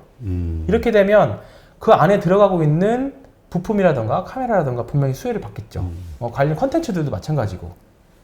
그리고 어제가 뭐 우연인지는 모르겠습니다만 어제 카카오가 빠지면서 또 하나 튀어올랐던 게 메타버스 섹터였던 거죠. 개별 섹터로는. 그래서 저는 7월달 메타버스가 이게 단순하게 볼 게 아니라 그냥 단순하게 흘러 지나가는 섹터가 아니라 조금 향후에 앞으로 좀 더 훨씬 더 커질 수 있는 섹터가 될 수 있을 거로 보는 건데요. 사례가 있습니다. 사례가 넷플릭스 보면 처음에는 북미에서 유행을 하다가 북미 사람들만 보다가 이게 유럽 넘어갔다가 아시아로 넘어오면서 확 커졌거든요. 근데 로블록스도 마찬가지예요. 메타버스도 지금 제 주변에 제 주변에 있는 이제 자제분들 다 마찬가지지만 다 로블록스 또는 요즘 초등학생들 그 카톡 그 배경화면 보면 다 로블록스로 많이 되어 있어요. 아, 그래요? 네, 많이 되어 있습니다. 나 로블록스 한번 들어가 봤는데 네. 하도 말들이 많아가지고 깔아가지고. 저도 해봤는데 솔직히 재미는 뭐야 이게 도대체? 이게 왜 재밌지? 왜 재밌지? 캐릭터 자체도 네, 이상해. 조잡하잖아요. 구닥다리에. 그죠? 우리가 한 80년대, 90년대 때 했던 게임 그러니까. 같은데 저는 아직 공감을 못해서 그런지 몰라도 일단은 굉장한 많은 사람들이 했고 실제로 매출이 1조 원 나왔어요. 10대, 20대들이 쓴 돈만으로도. 일단은 그런 가상현실, 그걸 인정하고 가야 됩니다. 이게 왜 재밌지 보다, 그런가 보다 인정하고 가야 돼요. 근데 이제 지금 그게 북미 거쳐서 유럽 거쳐서 이제 아시아로 퍼지고 있는 공간들이거든요. 근데 결국은 10대, 20대들이 결국 20대, 30대 되잖아요. 네. 돈 쓸 거고. 결국은 하나의 키워드가 될 거고 대선 주제들을 쓴다. 그리고 어제 튀었다라는 것은 메타버스가 하나의 그냥 흘러가는 테마가 아니라 좀 어떻게 보면 대시세를 낼 수 있는 텐베거가 나올 수도 있는 섹터로 텐베거까지 아직 모르지만 가능성도 있다. 근데 저기 텐베거 네. 이 메타버스에서 텐베거가 나올 것 같다라고 저희 유한타증권의 한상혁 그런가요? 과장도 그 얘기를 하더라고요. 그랬나요? 이게 뭐 이제 영업사원들의 약간 그 입담일 수 있습니다. 영업사원은 어쩔 수 없어요. 영업사원, 그 한상혁 과장님도 이제 영업사원이잖아요. 저도 영업사원이고. 이제 뭔가 손님들한테 주식을 사고 팔게 하려면 뭔가 이제 뭐 다 매력적인 요소들을 부각을 해야 되고 그러다 보니까 좀 영업사원들만의 특유한 뭐 그런 건데 그 중에 대박 나오긴 하니까요. 그 참고 삼아서 봐주면 좋겠고. 제가 어떤 얘기를 하기 위해서 지금까지 이렇게 장황하게 말씀드렸냐면 LG노텍 얘기를 하기 위해서 말씀드렸어요. 네. 결국은 왜 LG노텍이 어떤 관련이 돌아서 LG노텍 얘기 말씀드렸는데 자 일단은 앞에서 말씀드렸던 알체라도 좋은 회사고 이게 AI 1위고 제페토 하고 있는 회사고 그다음에 자이언트 스텝도 오늘 막판에 이제 그 메타버스 관련 주식들이 막판에 좀 시장이 안 좋다가 막판에 돈이 쫙 들어오긴 수급들이 들어왔거든요. 그래서 다음 주에 좀 기대를 하고 있는데 왜냐면 결국은 XR 기기를 하려면 뭐가 좋아야 돼요? 카메라가 좋아요. 카메라가 좋아야지. 네, 카메라가 좋아야 됩니다. 근데 카메라 좋아야 되는데 일반 카메라 갖고 안 되고요. 3D 센싱 카메라. 그거를 이제 LG 노텍이 잘하죠. 잘하고 TOF 카메라 모듈이라고 해서 조금 이제 차세대 모듈입니다. 요거를 애플에 공급을 하고 있죠. 그러면 애플 쪽이 내년에 엑셀 기기를 수혜를 하면 당연히 기존에 썼던 LG들을 쓸 수밖에 없죠. TOF 카메라가 지금은 삼성에는 안 들어가요. LG께. 나무가만 갤럭시 20인가에서 들어갔었고요. 그때 나무가가 이거 가지고 더블 정도 갔어요. 네, 삼성 스마트폰에 들어간다고 하는 이슈로. 근데 애플은 아직 LG노텍의 TOF는 애플만 들어가겠는데도 이 정도고 삼성에도 결국 하겠죠. 삼성도 AR, 이제 XR 이런 거에 대해서 분명히 좀 관심이 있을 테니까. 그래서 LG노텍을 계속 저는 관심 있게 봤었어요. 근데 어제 올라줬어요. 딱 어제죠. 어제 보면 어딨나요? 어제 제가 LG 전자도 좋고 다 좋아 보이는데 이노텍이 그죠. 디스플레이 다 괜찮았잖아요. 어제. 보면 어제 오늘은 좀 조정 나왔습니다만 어제 양봉을 길게 뽑았습니다. 어제 5%. 네, 뽑았고요. 이게 여기서 이제 만약 23만 원을 넘어간다라고 하면 지금 사실 많이 올랐어요. 많이 올랐는데 저랑 매매 오래 하셨던 분들이나 제 방송 오래 보셨던 분들은 황 팀장이 왜 이걸 추천하는지 알겠다라고 하실 거예요. 거래량만 봐도. 여기 보시면 삼성 엔지니어 똑같지 않습니까? 이게 땅 있고 주가가 반년 동안 횡보할 때 거래량이 거의 메말라 있죠. 네. 자, 여기서 자연스럽게 이제 신고가 매매법으로 들어갑니다. 네. 신고가 매매법에 관심 가진 분들이 많더라고요. 네. 댓글로 막 저 강의 좀 해줄 수 없냐고 네. 요청 들어오고. 근데 이제 여기서부터 자연스럽게 신고가인데요. 네. 되게 쉽습니다. 이거는 사실 신고가 들어갈 때는 물론 무조건 이제 52주 신고가 간다고 하는 종목을 다 사는 건 아니고 이게 말씀드렸던 일단은 역사적 신고가 52주 신고가를 가려면 말씀드렸던 뭔가 거대한 하나의 스토리가 있어야 돼요. HMM처럼 또는 뭐 삼성전자도 그렇고 뭐 50주 신고가가 괜히 가겠습니까? 시장의 모든 에너지를 다 받고 올라가는 종목인데 그렇지. 그러려면 뭔가 하나의 큰 줄기 테마가 큰 거를 잡고 그거 섹터 이주 갖고 잡고 계속 부여잡고 올라가는 거거든요. 그래서 제가 오늘 이거 이제 오늘 준비하면서 작가님이랑 얘기를 했던 게 부제목을 52주 신고가 나도 한번 먹어보자예요. 아니 이제 썸네일 제목을 만들어가지고 52주 신고 나도 한번 먹어보자. 왜냐면 사실 이 근처에서 보시면 사기 굉장히 힘들 거예요. 왜냐면 전고점 근처기도 하고 단기적으로도 많이 올랐잖아요. 20만 원 정도 횡보해서 했다고 하면 지금 10% 정도 올랐기 때문에 싸게 사야지라고 생각했던 분들이 떨어지기를 기대한다거나 우리가 삼성 엔지니어링에서 경험해봤잖아요. 네, 했잖아요. 또 떨어보자 보기 했는데 네. 더 올랐잖아요. 올라가고 그러니까 센 놈은 에너지를 받는 종목들은 더 올라간다니까요. 근데 자 여기서 조금 약간 제 개인적인 팁을 좀 드리자고 하면 봐보세요. 일단 대량 거래가 터졌고 이 대량 물량이 터졌고 물량이 나왔고 주가는 올랐어요. 그죠? 네. 근데 옆으로 주가가 횡보하면서 거래량이 나오지 않았어요. 쉽게 말해서 이 물량이 여기서 나오지 않았다는 거죠. 네, 왜냐면 주가가 횡보할 때 거래량이 거의 없잖아요. 네. 그러면 여기서 앞서 물량을 잡았던 어떤 주체는 팔지 않았다는 게 됩니다. 자, 근데 여기서 신고가를 다시 왔어요. 고점에. 근데 예를 들어서 여기 전고점이었던 1월달 딱 정확히 1월 26일 날 정말 최고점은 23만 8천 원에 그 꼭지에서 대표님 샀다가 쳐보세요. 네. 사람은 본전 심리가 있기 때문에 그 근처 오면 팔고 싶어하는 능력이 굉장히 강합니다. 커지죠. 굉장히 커지죠. 왜냐면 그동안에 후회를 했거든. 그죠? 아 이거 괜히 샀네. 네, 고점에. 괜히 샀네. 별 생각 5만 가지 안 들고 다 들었는데 그래서 올라오면 본전만 그냥 예를 들어서 23만 8천에 샀던 사람들은 3월달, 4월달, 5월달이 지나가면서 그 막 HMM부터 시작해서 막 삼성이 막 카카오 올라가 보면서 열이 엄청 얼마나 받았겠어요. 네, 올라오기만 하면 다 팔아야지. 라는 생각을 했을 겁니다. 내가 다시는 이 종목 쳐다보지를 안 산다. 않으리라. 근데 근처 왔잖아요, 사실 지금. 왔지. 왔는데 거래량이 안 나오네. 그러니까 이제 더 갈 것 같은데 이 느낌인 그렇습니다. 거지 지금. 본전 심리가 발동이 됐었음에도 불구하고 거래량이 안 나오잖아요. 그러면 두 개 중에 하나예요. 더 갈 수 있다. 또는 여기 고점에서 샀던 사람들이 더 갈 것 같아서 안 판다. 1번. 두 번째, 여기서 이 물량을 많이 샀던 애들이 팔 생각이 없다. 두 가지입니다. 그러니까 이거는 뭐라고 해야 되죠? 그 데칼코마니를 이뤄요. 데칼코마니. 이게 보시면 거래량은 이렇게 줄고 있죠. 이렇게. 근데 주가는 이렇게 올라가고 있죠. 데칼코마니 이렇게 해서 데칼코마니 이뤄야 됩니다. 이게 가장 기본이 신고가 매매 기본. 주가는 신고가를 가지만 거래량은 죽어 있어야 된다. 그러니까 지금은 사도 괜찮은데 단 팔 때는 아까 우리 엔지니어링이나 그죠? 카카오처럼 거래량이 그런 식으로 확 저 앞전 그 빨간 양봉 네. 저 거래량 혹은 그 거래 거래 대금 대금 이상을 압도할 만큼 압도하면 나와야 됩니다. 나올 만큼 할 때 그때가 내도해라. 끝인데 뭐 그거는 그래서 카카오처럼 친절하게 그런 신호를 주면 모르겠지만 아닐 때도 있으니까 그거는 뭐 나중에 또 얘기를 하고요.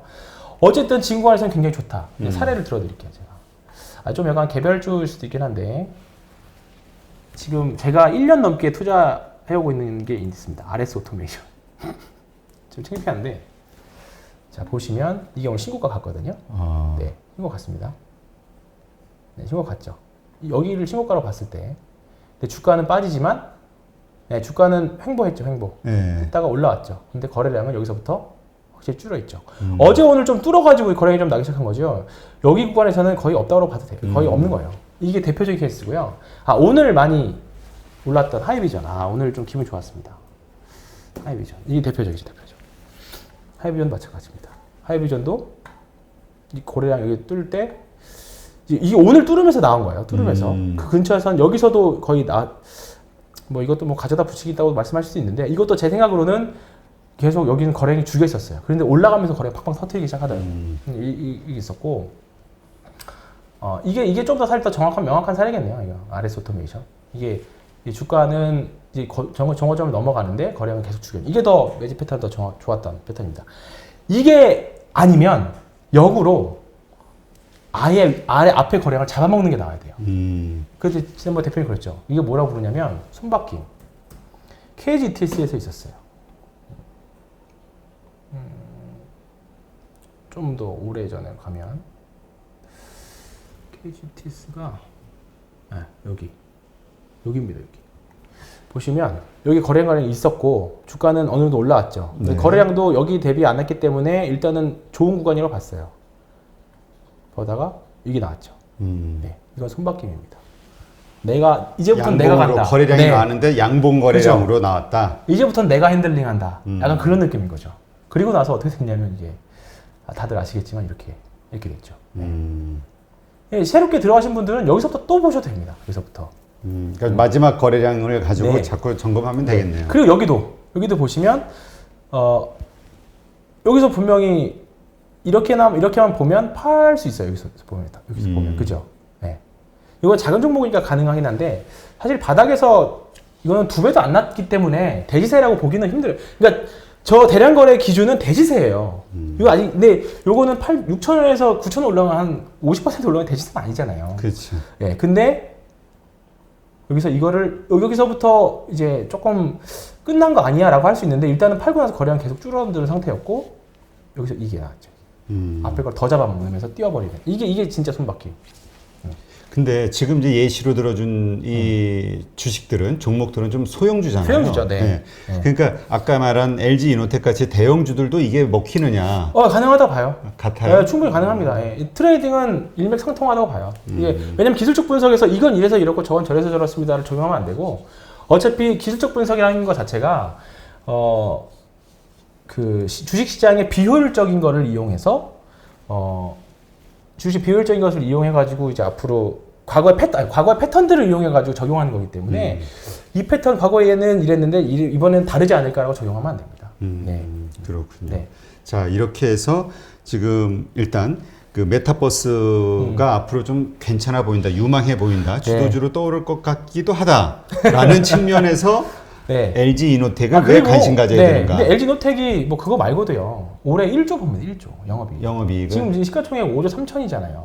그 애플에서 그 뭐죠? 그 카메라 모듈 네. 그거 뭐 저 한국향으로 좀 더 늘린다, 배정을 더 한다 이런 얘기가 있어가지고. 있었잖아요. 네, 그때 한번 했었잖아요. 네, 그 LG 아직 결정 안 났죠? 네, 그게 어디가 먹을지는. 네, 그리고 근데 일단은 애플은 상반기 수요는 어차피 원래 안 좋아요. 항상 비수기였고 상반기는 하반기 이제 새 모델 출시하기 때문에 그 모멘텀 충분히 있을 거고요. 실적으로 접근하셔도 시가총액이 5조 4천, 지금 5조 4천 조금 안 되는데 올해 예상 영업이 1조입니다. 그러면 퍼 10배도 안 되잖아요. 기본적으로. 그렇기 때문에 뭐 비싸지도 않다라고 생각합니다. 일단 밸류에이션 상으로도. 네. 지금 목표 주가는 증권사 목표 주가는 30만 원까지 나와 있어요. 아, 네, 그래요? 올라가면 지금 얼마죠? 23만 원 정도. 네. 그러니까 저는 뭐 떨어지면 뭐 당연히 또 길게 보느냐 장기로 보느냐에 따라서 분할 매수냐 또 손절매 이렇게 할 수 있긴 좀, 하겠지만 저는 전혀 부담 없다라고 일단 생각합니다. 또 이렇게 얘기하니까 이런 질문을 안 드릴 수가 없네. 뭐야 또? 현대차하고 LG노텍하고 개인적으로 어떤 걸 선택하실래요? 지금 거는 LG노텍이죠. 삼성전자하고 LG노텍하고. 지금 LG노텍. 알겠습니다. 네, 뻔한 대답 같아가지고. 아니요, 현대차, 기아차 왜냐면 다 좋지. 질이 달라요, 질이. 종목의 결이 다릅니다. 종목의 결이. 삼성전자, 현대차는 시장을 리딩하는. 시장을 리딩하는 종목이고요. 이거는 이제 개별주에서 좀 대책 근데 들어가는 종목이에요. 우리가 엔지니어링에서도 봤듯이 대형주 가운데서 저도 그런 생각이 들어요. 큰 어떤 시가총액을 차지하고 있는 대형주보다는 대형주 가운데서 말석에 있는 규모, 그렇죠. 이게 탄력성이 높은 것 같다는 생각이. 그렇죠, 맞습니다. 왜냐하면 결국은 지수 관련 대형주들은 외국인들의 결국 힘이 좌지우지하거든요. 외국인들이 결국은 전체적인 종합주가지수, 선물지수, 뭐 그다음에 ETF 자금들, 그다음에 뭐 파생거래 여러 가지 것들이 겹쳐져 있는데 외부 요소가 너무 많아요. 외부 요소가 많죠. 그렇기 때문에 결국은 한국이라는 외국인들이 한국이라는 시장을 사줘야지만 더 강하게 시장 대비 움직이는 종목들인데 LG노텍은 조금 개별 이슈로 또는 개별 수급으로도 움직일 수 있으니까 삼성 엔지니어링이 대표적이었잖아요. 네, 알겠습니다. 자, 그러면 우리 지난주에 이야기하셨죠? 네. 카프로에 대한 네. AS 한번 좀 들어가 볼까요? 카프로- 의외로 우리 황 팀장님을 믿고 또 사신 분들이 의외로 있더라고 또. 근데 카프로도 마찬가지죠. 이거 이제 제가 방금 제가 신고가 설명드렸듯이 이제 보이실 거예요. 거래 이후에 주가는 이제 2달 정도 횡보했는데 신고가 근처 이제 올랑말랑하죠. 네. 근데 거래량이 어떻게 됐어요 지금? 완전 말라 있죠. 아니 내가 아까 빵 터지기 좋을 따라 생각해요. 맞아. 아니 아까 질문을 잘못 드렸어. 왜냐면 이게 되게 유치한 질문인데 네. LG노텍하고 카프로하고 뭘 선택하실래요? 지금은 이노텍이 좀 더 셀 것 같아요. 아, 왜냐면 마음이 지금 완전 그리로 가네. 아니 이제 전 뭐 포트니까 포트 거고요. 지금 사실 머릿속에서 생각나는 종목 더 많은데 저 이제 지난주에 ISC 말씀드리고 살짝 그 너무 오늘날 올라가는 거 폭등해가지고. 보고 약간 움찔했던 게 너무 작은 거 하려면 안 되겠다. 이제 좀 뭔가 조사 들어오는 거 아니야? 그 생각이 있을까봐 이제 웬만하면 이제 카프로가 좀 작은 것도 좀 자제하려고 하기는 해요. 근데 중대형. 네, 최소 이노텍 정도로만 말씀드릴 건데 이제 카프로 같은 경우에는 뭐 그 산업의 회사의 DNA가 바뀌는 구간이 사실 길잖아요. 그리고 최근에 사실 센티가 화학 심리가 굉장히 좀 안 좋았었어요. 그러니까 이번 주에 대한유화나 LG 롯데케미칼이나 뭐 금호석이나 조금 확 밀렸잖아요. 목표 주가도 떨어지고 그러면서 카프로도 사실 좀 그런 영향을 받긴 했는데 상대적으로 굉장히 좀 잘 버티고 있다는 거는 시장에서 그래도 좀 긍정적으로 보고 있는 게 아닌가 이렇게 좀 보고 있기 때문에 카프로는 뭐 단기로도 좀 나쁘지 않은 것 같고 중장기로 가면 진공화에서는 아주 좋은 거 요즘 아니에요 생각합니다. 배터리주도 만만치 않던데요? 네. 오늘도 좀 상승한 것 같은데? 배터리주는 여전히 저는 아직은 조금 이르다 생각합니다. 이르다고 아직 봐요? 이르다 생각하고요. 차라리 저는 배터리를 살려면 지금과에서는 순수 배터리 업체 사실 삼성 SDI밖에 없잖아요. 나머지는 정유 섞여 있고 정유하고 다 섞여 있고. 화학하고 섞여 네. 있는 거지. 네, 그래서 사실 순수 배터리로 접근하신다라고 하면 SDI 보시기 낫고요. SK이노베이션스 했던 거는 뭐 이제는 완전 정유로 움직이던데요. SK이노베이션은. SK이노베이션이 투자가 아주 과감하게. 네. 근데 저 이평선 이렇게 모으면서 네, 빵 터지- 가다가 지금 네. 모습은 정말 좋잖아요. 차트 모습은. 네, 맞습니다. 좋아요. 근데 지금 그래서 저는 차라리 보면 요게 사실 걸리긴 하는데 이게 근데 일반 거래는 아니었던 것 같고요. 무슨 일이 있었나요? 이게 빵 떴었네. 이게 무슨 내용을 좀 기억이 안 나네요. 이게 이거 좀 봐야 되겠는데 어쨌든 SK이노베이션 지금 유가로 움직이는 것 같아요. 그러니까 유가? 제 개인적으로 뭐냐면 저는 이제 종목을 볼 때 제가 아는 구간에서 매매해요. 제가 그냥 무조건 이 종목이 좋고 하는데 어쨌든 저는 구간에서의 좋은 구간이 중장기든 단기든지 간에 좋은 구간을 찾아내야 되거든요. 근데 이제 배터리 주식들은 지금 제가 잘 모르겠어요. 오르면 오르는 대로 내리면 아니 근데 이 말이 맞아요. 그 내가 잘 아는 주식에 투자를 해야지 네, 맞아요. 누가 좋다고 해가지고 맞습니다. 그쪽 우리 방송 보시는 분들도 막 누가 좋다 해서 그쪽으로 가는 것보다는 맞아요. 예. 그렇죠. 그쪽을 가고 싶다면 먼저 이제 그렇게 하다 공부를 보면 해서 개인 가야지. 투자분이 대표적으로 백화점이 돼버리죠. 그렇지. 네, 뭐 대표적으로. 주식이 좋다는 거 이거 사다 사. 보니까 20개, 30개. 네, 지금 금방이에요. 그렇게 되면 저 결국 시장 따라가요. 코스피 따라갑니다. 코스피나 코스닥 따라가요. 지인이 연락이 왔는데 지금 30가지를 가지고 있다고 어떻게 하냐고 고민을 얘기하더라고요. 그래서 근데 보면 내가 다 짜잘하게 있어요. 네, 근데 그럴 때일수록 이제 그러신 분들은 저는 개인적으로는 5종목이 딱 맞다고 생각합니다. 개인 투자들은. 네. 맞아요. 네. 그러니까 하여튼 아는 우리가 이렇게 방송에서 이거 이런 뭐 괜찮다 싶어가지고 나오는 정보들 가지고도 무조건 믿고 가는 것보다는 네. 한번 자신이 잘 알고 좋아하는 분야인지 네. 그 다음에 모른다면 또 관심이 있을 때는 공부를 한 후에 그럼요. 그 다음에 이제 그렇죠. 투자 결정. 그리고 제가 지금 뭐 메타버스 말씀드리긴 했지만 또 너무 흥분해서 말한 거 아니냐. 뭐 그렇게 보시면서 뭐 그렇게 아니 생각할 수 있는데. 아니 근데 목소리는 흥분했었어요. 그런가요? 오늘 오면서 무슨 일이 있냐면 차분하게 절대 흥분하지 말아야 돼. 아니 그러고 왔는데 차분하지 않았어. 근데 그래서 왜냐면 뭐 제가 부부를 발견한 사람 같은. 제가 금요일 날 방송하고 집에 가면 잠을 일찍 잠들어요. 왜? 너무 진이 빠져가지고.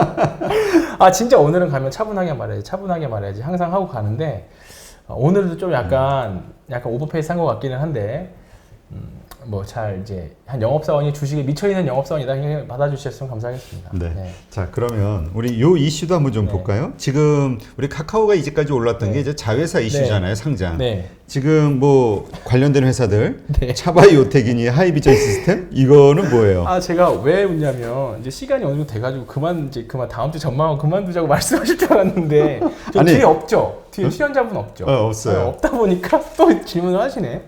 아니 이거 준비하면 우리가 다 해야죠. 아니 뭐 이왕 짐 빠지는 거 가서 네. 그냥 탈진해서 누워 있어요. 자 볼게요. 넷마블 먼저 볼게요. 넷마블. 넷마블이 이때 이거 이슈로 올랐죠. 네. 올랐습니다. 이거 이슈로 올랐는데 이 빅히트 상장 이슈로 올랐죠. 네. 이거 주가가 딱 이때도 보시겠지만 이거는 쥐어짜기입니다. 쥐어짜기.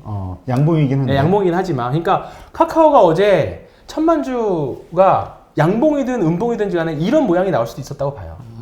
이런 모양이 나왔어도 저는 매도하자고 말씀드렸을 거고요. 양봉이었어. 음봉이었기 때문에 친절하다고 말씀드렸던 거고. 이 자리 이런 자리면 오히려 개인 투자자분들은 더 못 팔아요. 그렇지 양봉인데. 네, 양봉이고 더 올랐는데. 그렇지. 여기 겪었잖아요. 여기 삼성전자.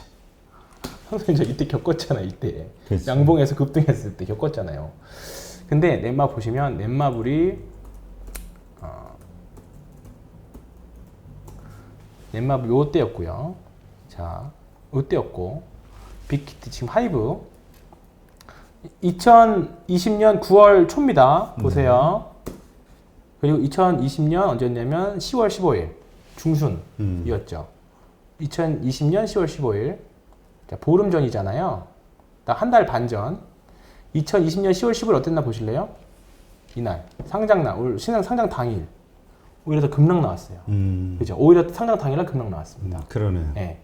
그러니까 저는 그래서 제가 조심했던 게 카카오도 한 요 정도 와 있는 거 아니냐 이렇게 고민했던 거예요.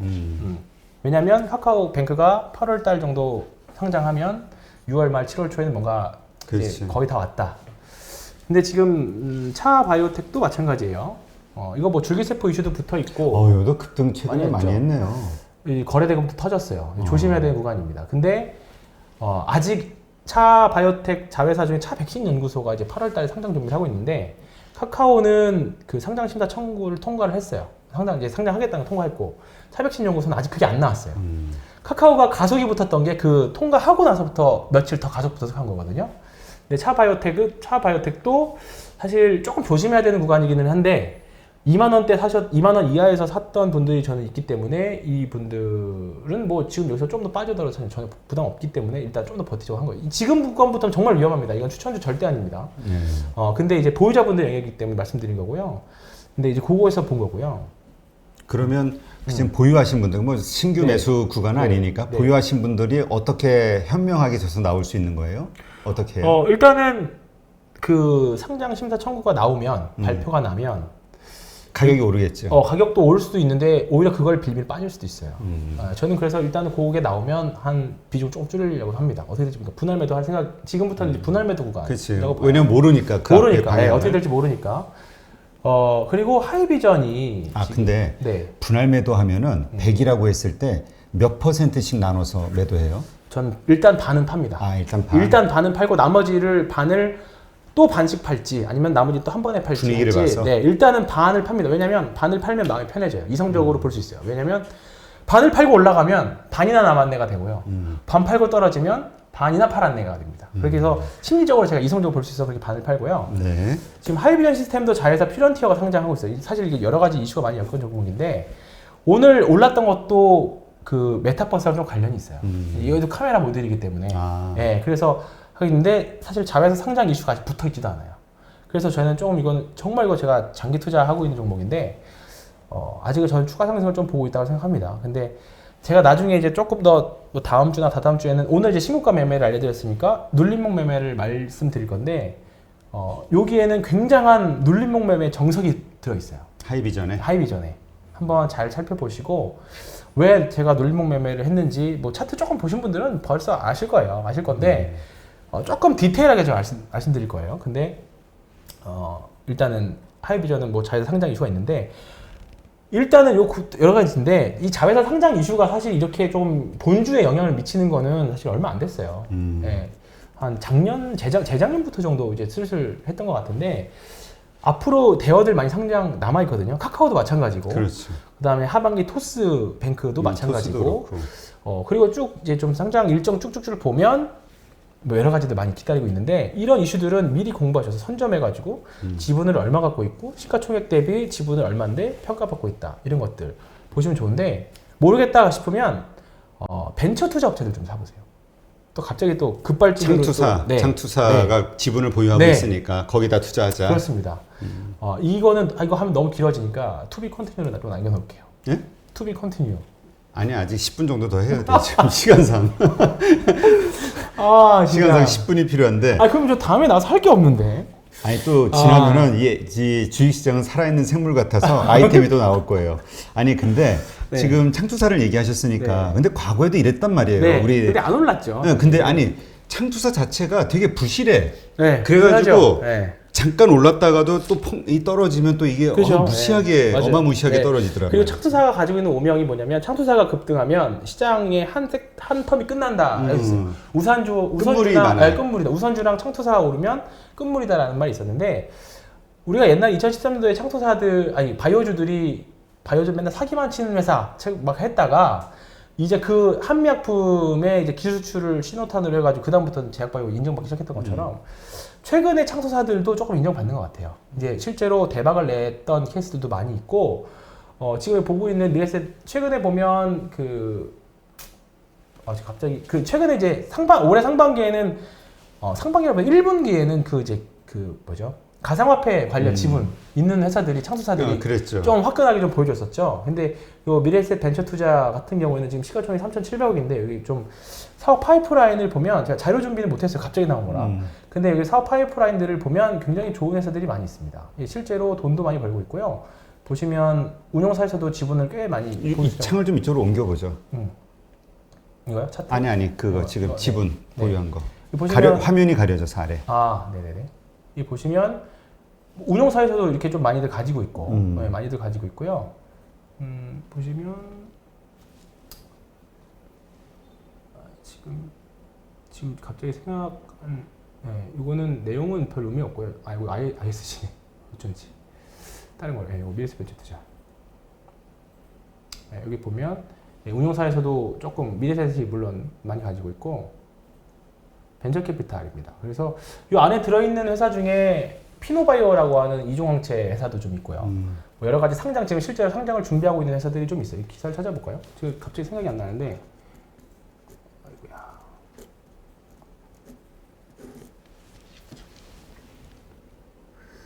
여기 붕 뜬 거는 좀 편집을 좀 해주셔야 될 것 같아요. 포트폴리오.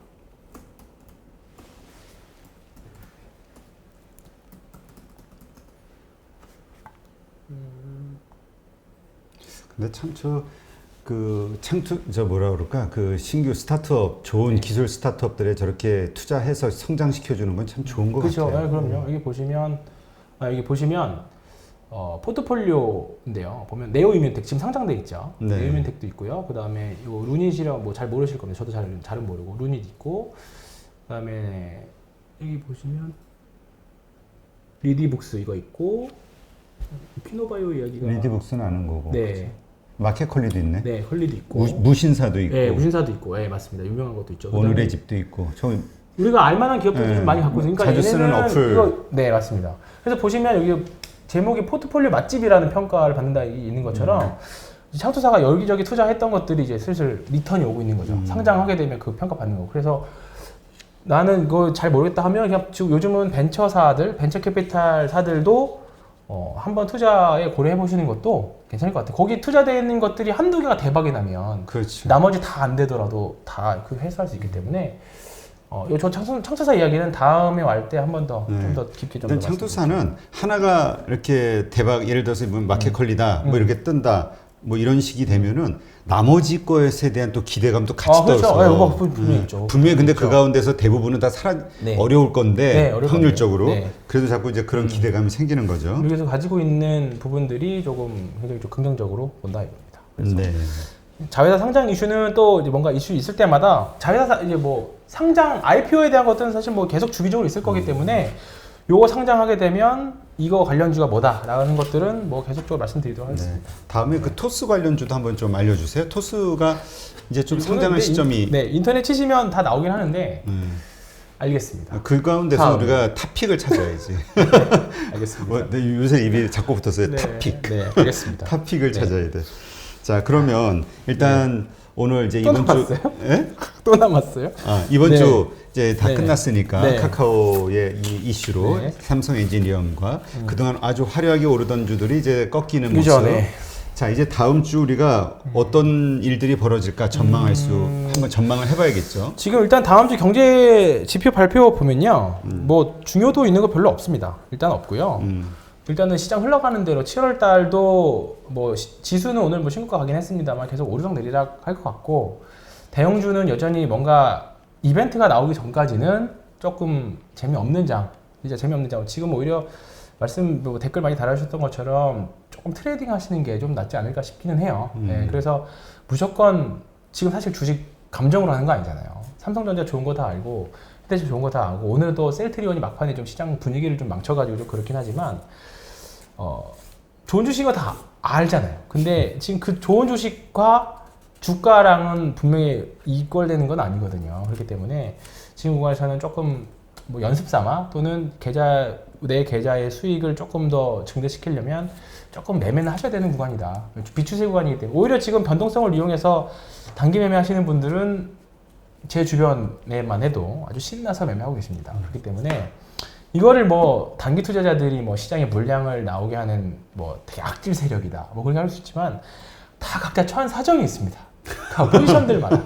공매도를 쳐야 되는 사람들은 공매도를 쳐야 되는 입장들이 있는 거고 단타를 쳐야 돼서 그거를 일상으로 뭐 전업투자 같은 경우는 부정장 장기 투자할 수 없잖아요. 단기 매매 해가지고 그걸 먹고 살아야 되는 사람은 단기 투자를 해야 되는 거고 여유 있으신 사람들은 그냥 쭉 가는 건데 다들 각자의 사정이 있어요. 그것들이 모인 게 시장이기 때문에 뭐 이해하고 가셔야지 뭐 어떡해요. 주식을 하는 한. 아니 왜 이렇게 넋두리로 들리지?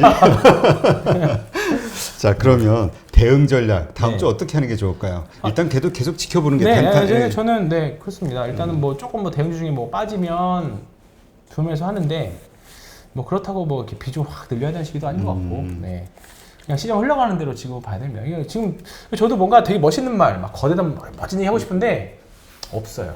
지금 참 네, 시장이 없습니다. 밋밋한 시장. 네. 이게 화려하게 지수는 계속 네. 올라가는데 그래서 차라리 모멘텀 공부하시는 게 좋아요 지금. 아니, 모멘텀 트레이딩 하는 게 좋고요. 그래서 지금 가장 눈에 띄는 게 메타버스고 이제 불이 붙은 것 같아서 말씀드린 겁니다. 네. 그러나 이것도 일단은 이 정도 할 수 있는 실력이 있으신 분들, 공부가 되신 분들의 영역이죠. 주린이들이 또 따라했다가 근데 또 언제까지 주린이만 있을 수 없잖아요. 조금만 가지고 하셔야죠. 연습해보자. 네, 좀 하기는 할 줄은 알아야죠. 그렇습니다. 알겠습니다. 과감하게 말씀드립니다. 네. 그냥 가만히 있을게요. 네. 저기 어떤 분이 댓글로 다셨더라고. 황 팀장님 팬이 되셨대. 네. 그래가지고 왜 단타를 싫어하냐고 아. 나보고. 네, 그죠. 알겠습니다.